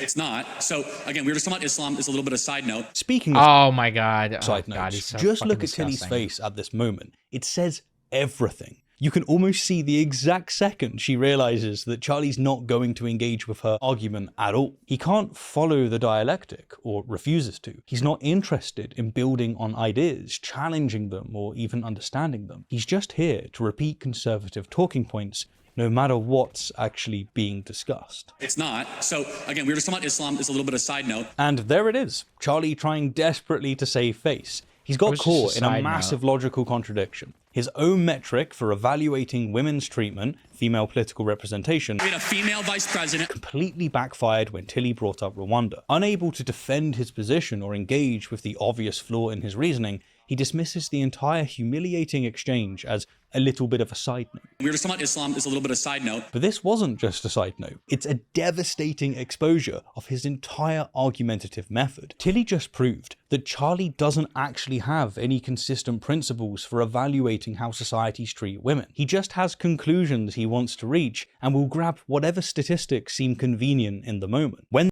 those same statistics prove him wrong, suddenly it's all irrelevant. It's a little bit of side note. To put a name on it, this is a classic case of moving the goalposts, when someone changes the criteria for evidence after their original standard has been met. It's like saying, if you can run a mile in under 6 minutes, you're a great athlete. And then when someone does it, you change the condition to, well, actually, you need to run it in under 5 minutes. Or anyone who graduates from Cambridge is smart, but then when you meet a Cambridge grad that you don't like, suddenly declaring, well, grades don't really measure intelligence. Charlie just did exactly this. His goalpost was female political representation proves good treatment of women. That's why America having a female vice president supposedly proves the US doesn't mistreat women. We had a female vice president. But when Tilly points out that Rwanda has the world's highest female parliamentary representation, In Rwanda, female representation in government supersedes the UK by quite a lot. Do women get treated better in Rwanda? suddenly that goalpost shifts. Now representation doesn't count. It's a little bit of side note. The standard of evidence mysteriously changes the moment it stops supporting his argument. I'm making a simple observation, which is objectively true regardless. The women of the West are miserable, and they're miserable for a reason, because we've told them to suppress how they are made by God and pursue something else and get a bunch of trinkets and get a bunch of promotions, and they end up at 38 years old with a big flat in London, and they're miserable. And we should tell them to stop freezing their eggs and start finding their partner earlier and have lots of babies. freezing Notice their that eggs. everything that Charlie just said is completely irrelevant to the exchange that just happened. Tilly made a specific point. Rwanda has more women in government than the UK or the US. By Charlie's own reasoning, that female political representation proves good treatment of women, Rwanda should be better for women than the West. Do women get treated better in Rwanda? When Charlie tried to deflect to Islam, he discovered Rwanda is majority Christian. It's not. So again, we were just talking about Islam. It's a little bit of side note. So what does he do?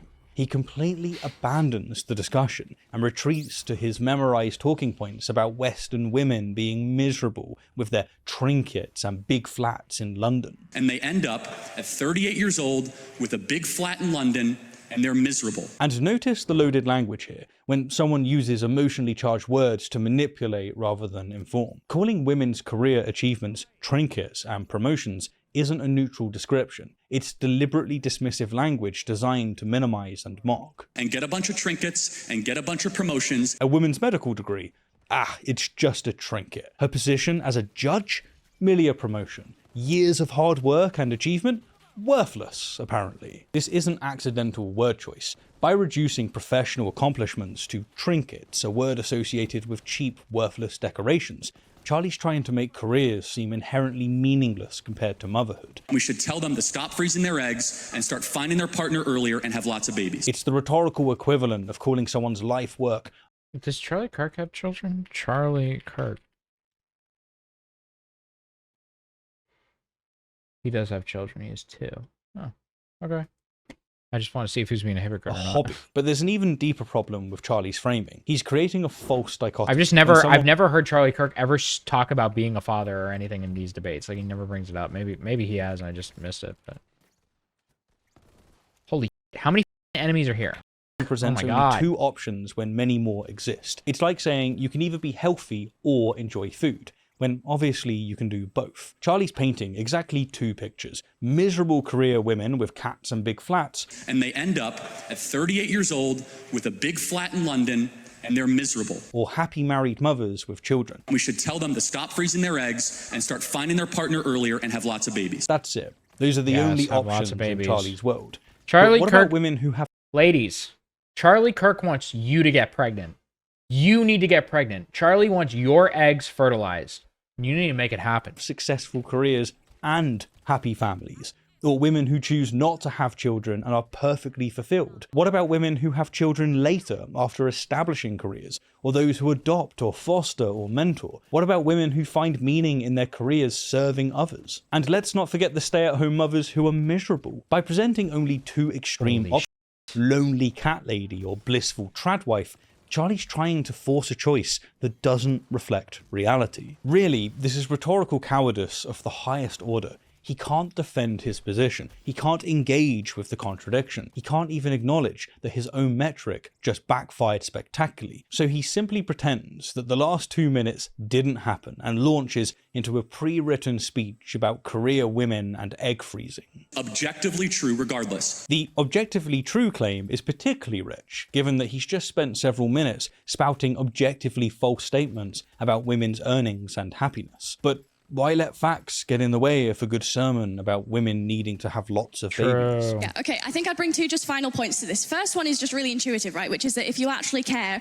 about women's happiness, then the solution is to structurally support them. That means universal childcare, shared legally enforceable parental leave, and in Nordic countries where women have high workforce participation and also some state support, they report higher life satisfaction than in more conservative countries, including America. So if your metric is happiness, just use satisfaction surveys. You just told me they're BS. So are satisfaction surveys bullshit or not? Because you told me they're bullshit. Do you acknowledge satisfaction surveys or not? You just told me that they're BS. Do you think they're objective? We can use that as data? Yeah. Look, either Charlie has the listening comprehension of a goldfish, or he's being deliberately obtuse. She's using his reasoning, not endorsing it herself. This is a basic debate tactic that Tilly's been masterfully employing throughout. She takes Charlie's preferred metric and shows where it actually leads. To Nordic countries with Also, it's like by the same logic, it's like, okay, yeah, sure, they are, like, these surveys are valid. Do you accept my point then? Or are they not valid? Like, I don't know. Like, you tell me, dude. Usually, oftentimes when people of opposing sides are accusing one of the other to be a hypocrite, they're usually also in that moment being a hypocrite themselves, but they don't realize it. Universal childcare and parental leave, not to conservative paradises. She's not saying that surveys are good data. She's saying that if we use Charlie's own chosen data, it proves the opposite of what he claims. So our satisfaction surveys or not? Because you told me they're bullshit. Do you acknowledge satisfaction surveys or not? You just told me that they're BS. Do you think they're objective? We can use that as data? Notice how he cuts her off while she's trying to explain, again, that she's using his methodology, not hers. This, it seems to me, is either spectacularly bad faith or genuine inability to follow basic argumentation. When someone says, according to your logic, they're not endorsing that logic. They're testing it. It's an internal He knows that, critique. obviously. So if your metric is happiness... I mean, suppose Charlie said that the Bible says X, and then Tilly responded by saying, well, the Bible also says Y. And then Charlie screamed, ha! See, you do believe in the Bible. You guys are easy. No, Charlie. She's showing the inconsistency in your framework. The fact that he can't grasp this basic argumentative structure after Tilly has patiently explained it multiple times suggests either willful ignorance or an actual inability to engage with logical reasoning. And either way, it is painful to watch. Anyhow, at this point, the conversation comes to an end, but I want to play Tilly's final words. Here they are. Okay, I think just one final thing, which is that in which case we get to a really interesting argument about what parts of womanhood can be demarcated to the social and what kinds of womanhood can be demarcated to biological. So, for example, my anatomy is demarcated to the biological, but the fact that I might potentially be a better nurturer than a man, I would demarcate that to the social, you might demarcate that to the biological, in which case we have differing moral scales of value.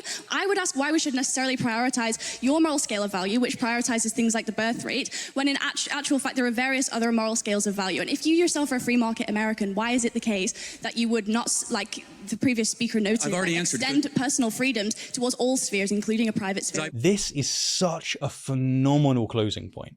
She's exposing the fundamental hypocrisy at the heart of conservative ideology. These are the people who worship at the altar of the free market, who insist that government should never interfere with personal choice, who champion individual liberty above all else, except when it comes to women's bodies and lives and gay people, and you get the point. Then, suddenly, they're all about top-down control and social engineering. Charlie wants the government out of boardrooms, but into bedrooms. He wants maximal freedom for corporations, but minimum freedom for women. He'd defend to the death your right to exploit workers, but not your right to choose when or if you have children. And notice how Tilly lands exactly where she started. The complex interplay between biological and social aspects of womanhood. She began by asking about women's role in society, tried to have a nuanced discussion about how biology and culture interact, and despite Charlie's constant derailments about prostates and Muslims and Wendy's, she brings it full circle. That is what intellectual discipline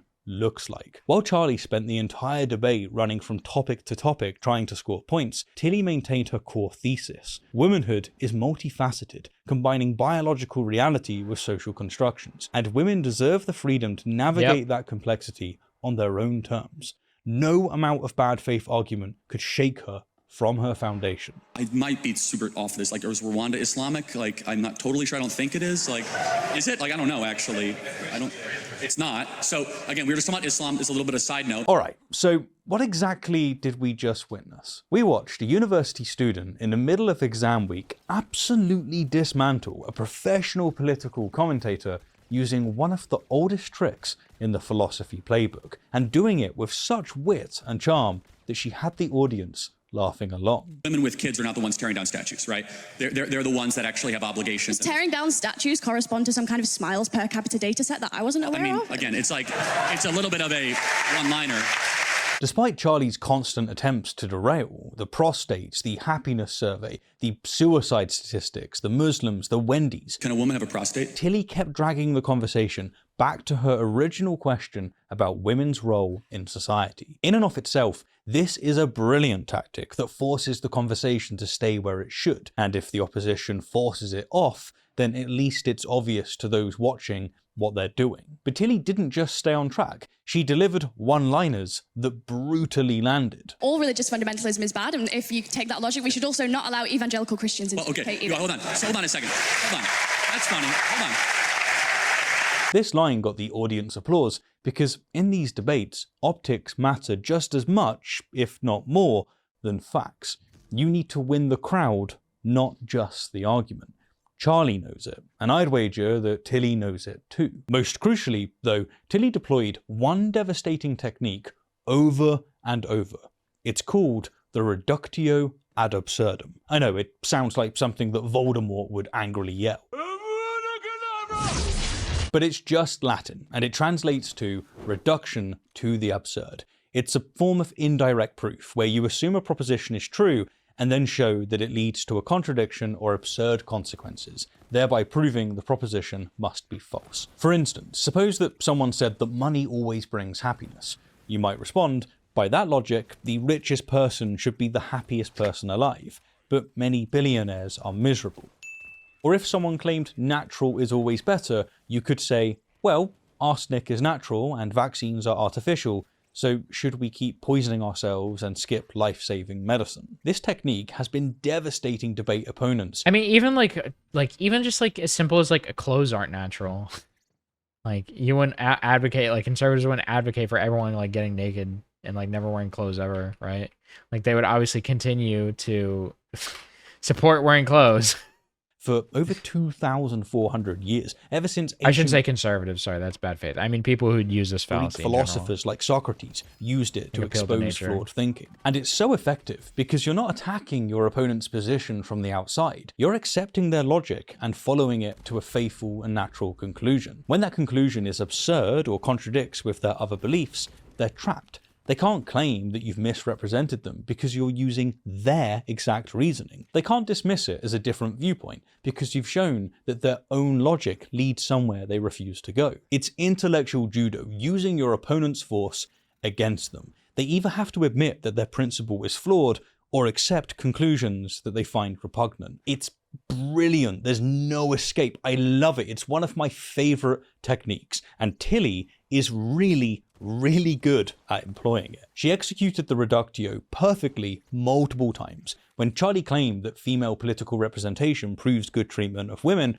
she brought up Rwanda. Female vice president, a female speaker of the House. In Rwanda, female representation in government supersedes the UK by quite a lot. Do women get treated better in Rwanda? By his logic, Rwanda, with the world's highest female parliamentary representation, it must treat women better than America. The absurdity was obvious. When Charlie insisted that happiness surveys justify restricting women's choices, she pointed out, so I also don't think that happiness is a very good metric, and neither do you, because you think gay people shouldn't just pursue happiness by being gay. They have other moralistic considerations to be making. By his logic, he should support gay rights since gay people report being happier when living openly. But of course he doesn't. When Charlie claimed we should use happiness data to structure society, she noted, in Nordic countries where women have high workforce participation and also some state support, they report higher life satisfaction than in more conservative countries, including America. So if your metric is happiness... By his logic, we should adopt Nordic-style socialist policies since these countries score highest on happiness.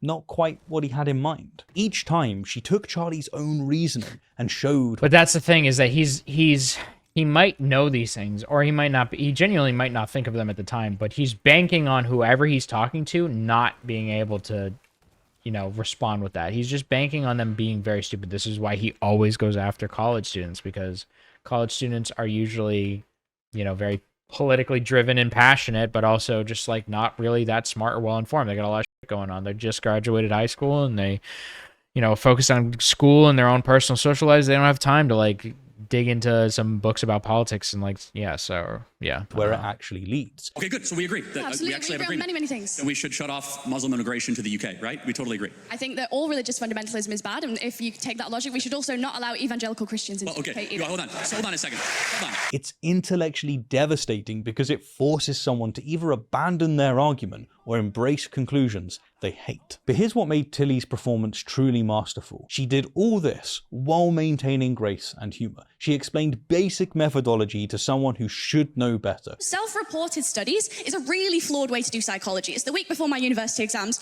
right now, and I'm standing here explaining the basic methodology behind survey collection in sociology, which you don't even think is a real subject, to Charlie Kirk. She endured constant interruptions and topic changes. So women can have prostates. Got it.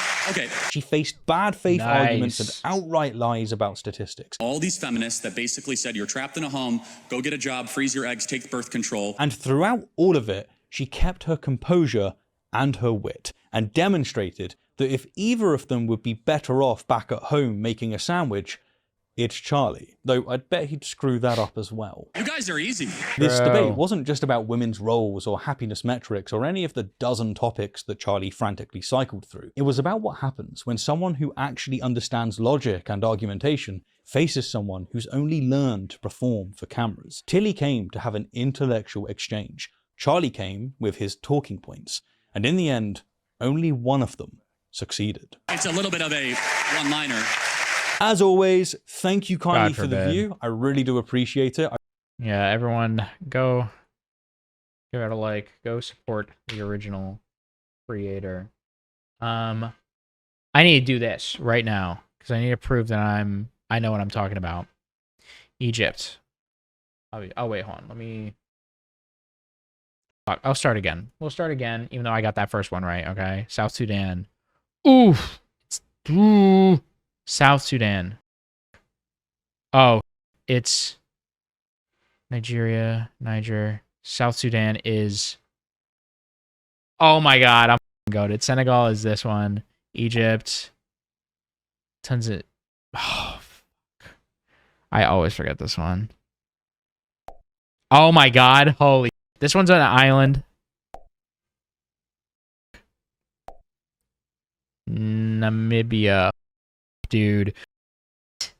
Oh no. Kenya, Uganda, Ethiopia, Sudan, Chad. Oh. This is also an island? Oh no, I'm not gonna know this one. I'm gonna forget this one and I'm gonna feel so stupid when I see what it is. No. Oh, this one. This one's worthless. Djibouti. Sierra Leone. Algeria. Mozambique is this one. Rwanda is that one. Central African Republic. Oh, why did I do that? Oh my God. Oh my God. Holy wait, I'm an idiot. Holy Angola. Cameroon. I could do so much better than this. Oh my God, oh my God. Oh my God. Wait. Oh my God. I haven't done this in so long. I'm flopping right now. I'm flopping super hard. Oh my God, what is this one? I forget what this one is. Oh my God, I don't remember. Oh wait, it's one of these ones. Lesotho. Wait. What? Dude, what is going on? Dude, what the No. Yes. Oh yeah, it's this one. It's near Djibouti. Oh my God. Wait, I'm gonna do it again after this one. Botswana. I haven't done this in so long. Oh wait, it's one of these ones. Lesotho is this one. Libya. The Gambia is this one. South Africa. Gabon is this one. Niger is Nigeria. Chad. Malawi. No, that's oh my God. Fuck, kill me, dude. Wait, is it Wait. Tanzania. It's this one. Uganda is... Wait, Uganda is a small one. Democratic Republic of the Congo. Togo is one of these ones. Oh, it's the middle one. Benin is the tiny one, small one. Benin is this one. Liberia is... Wait, hold on. No. Oh my God, that was a waste. That was such a waste. Liberia is this one. No, wait, that's Nigeria. Wait, which one's Liberia? Wait, it's this one, right? Mali is this one. Zambia is this one. Burundi is... Oh, this one. Wait, what? Mauritius? I don't remember. I don't remember this one at all. I'm going to be just straight up. Oh, no.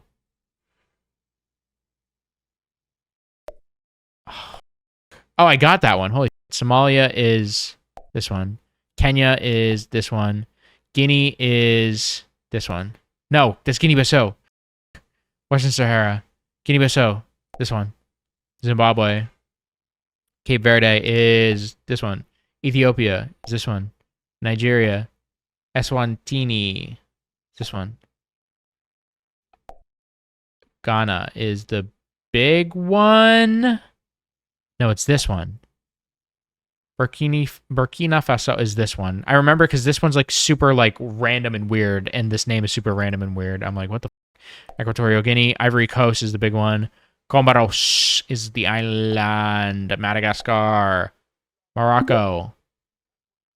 It was pretty good. Okay, I don't think many people could get 74%, right? Probably not, right? Okay, hold on. I could do so much better. I've gotten 100 before. Senegal.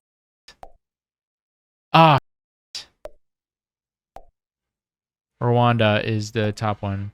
Liberia is this one. South Africa. Egypt.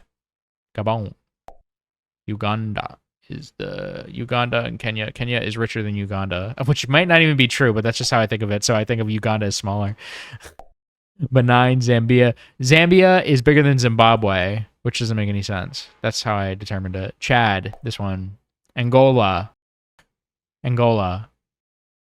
It's this one. Comoros. It's an island. It's also an island, right? No, wait, no. It's this one. Oh, wait. Oh, I remember that. Oh, I knew that one too. Oh my God, kill me, dude. Kill me, bro. Kill me. The Gambia. Mozambique. I didn't mean to press Zimbabwe. Come on, dude. That's Niger. Sierra Leone. South Sudan is this one. Democratic Republic of the Congo. Algeria is this one. Somalia is this one. What? Oh, I'm an idiot, dude. Oh my God, I'm so stupid.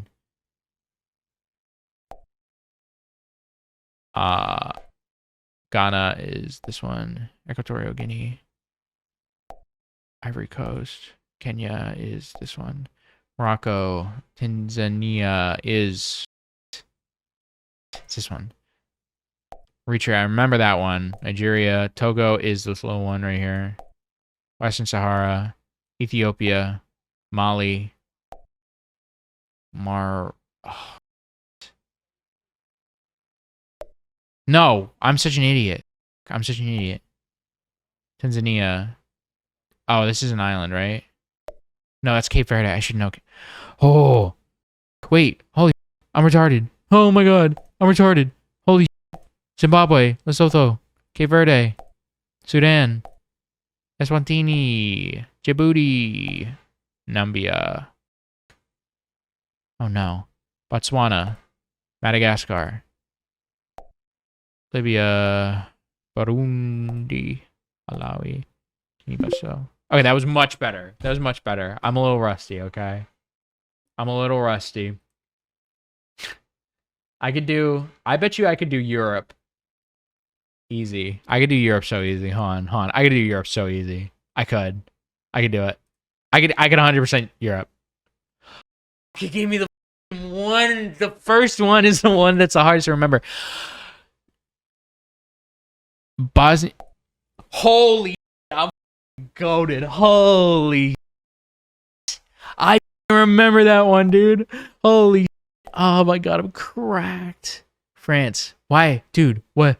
I always get France and Germany mixed up. France is this one. Netherlands is this stupid one right here. No. Yes. Sweden is the big one. Malta is this. No, Malta's this. No, Malta's this. No, Malta's the island. Oh my god. Dude. Estonia is Latvia, Lithuania, Estonia. Belarus, Serbia is this one. No, that's Albania. This is Serbia. I said it was going to get 100%. I lied.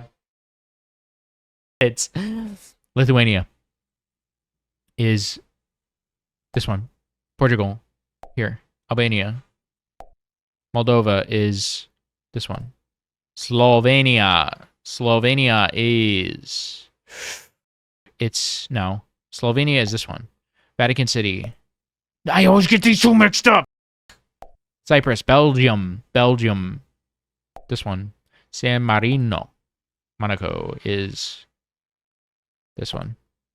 Dude, I hate myself so much. Fucking throw these two. I get Finland and Iceland mixed up too. Luxembourg is this tiny little worthless one. No, it's Liechtenstein. Me, dude. Oh my god, I look like such an idiot right now. United Kingdom. North Macedonia is this one. Ukraine. Slava Ukraine. The best country in the world, dude. Finland is this one. Greece, this one. Romania, this one. Andorra is this one. Croatia. Croatia is like this weird one. Russia. Switzerland. Ireland. Czech Republic. Czech. Slovakia. Norway. Latvia. Montenegro. Germany. Liechtenstein. Hungary. Austria is Hungary. Austria. Spain. Bulgaria. Okay, that was pretty good. Wait, I could get 100%. I could totally get 100% on this. I had no reason to get do that bad. Hold on. Watch this. Slovakia. Lithuania. Wait, no. Lithuanian Empire. So they're lower than Latvia. San Marino that's Vatican City. That's San Marino. Czech Republic. Czech. Germany. This one. Kosovo has it in the flag. It's the easiest one. Italy. Hungary. Austria is Hungary. Malta. It's this one. Ireland. Andorra is this one. Ukraine. France. Montenegro is this one. No, my god. Montenegro's this one. Fuck. Oh, no. I'm sorry. I'm restarting. Because I know I can get 100% on this, and I'm not walking away if I don't get 100% on this, because I know I can. I can get 100% on this, because I know this. Vatican City is this one. Estonia. Liechtenstein. I'm a idiot. Why do I do that? Why did I do that? Vatican City. Russia. Serbia is this one. Liechtenstein. Wait. Okay. I wasn't going to make the same mistake twice, was I? Montenegro is this one. Estonia. Spain. Latvia. Norway. Austria. Austria is Hungary. Luxembourg. Greece. Lithuania. Belgium is... Okay, Slovenia. Slovenia is this one. No, it's this one. It's this one. Czech Republic. Czech. Cyprus down here. Moldova. Romania. Sweden. Finland. Wait. I always gotta double check. Belarus. Italy. Kosovo. United Kingdom. Monaco. This one. San Marino. Netherlands. Albania is this one. Ukraine. Ireland. Switzerland. Germany. North Macedonia. Iceland. Croatia. Wait. Oh, I almost... Slovakia. Czechoslovakia. Poland. Andorra. Portugal. France. Malta. Hungary. Bulgaria. See, I told you, dude. Oh, I'm so goated. Holy... I'm goated. What can I say?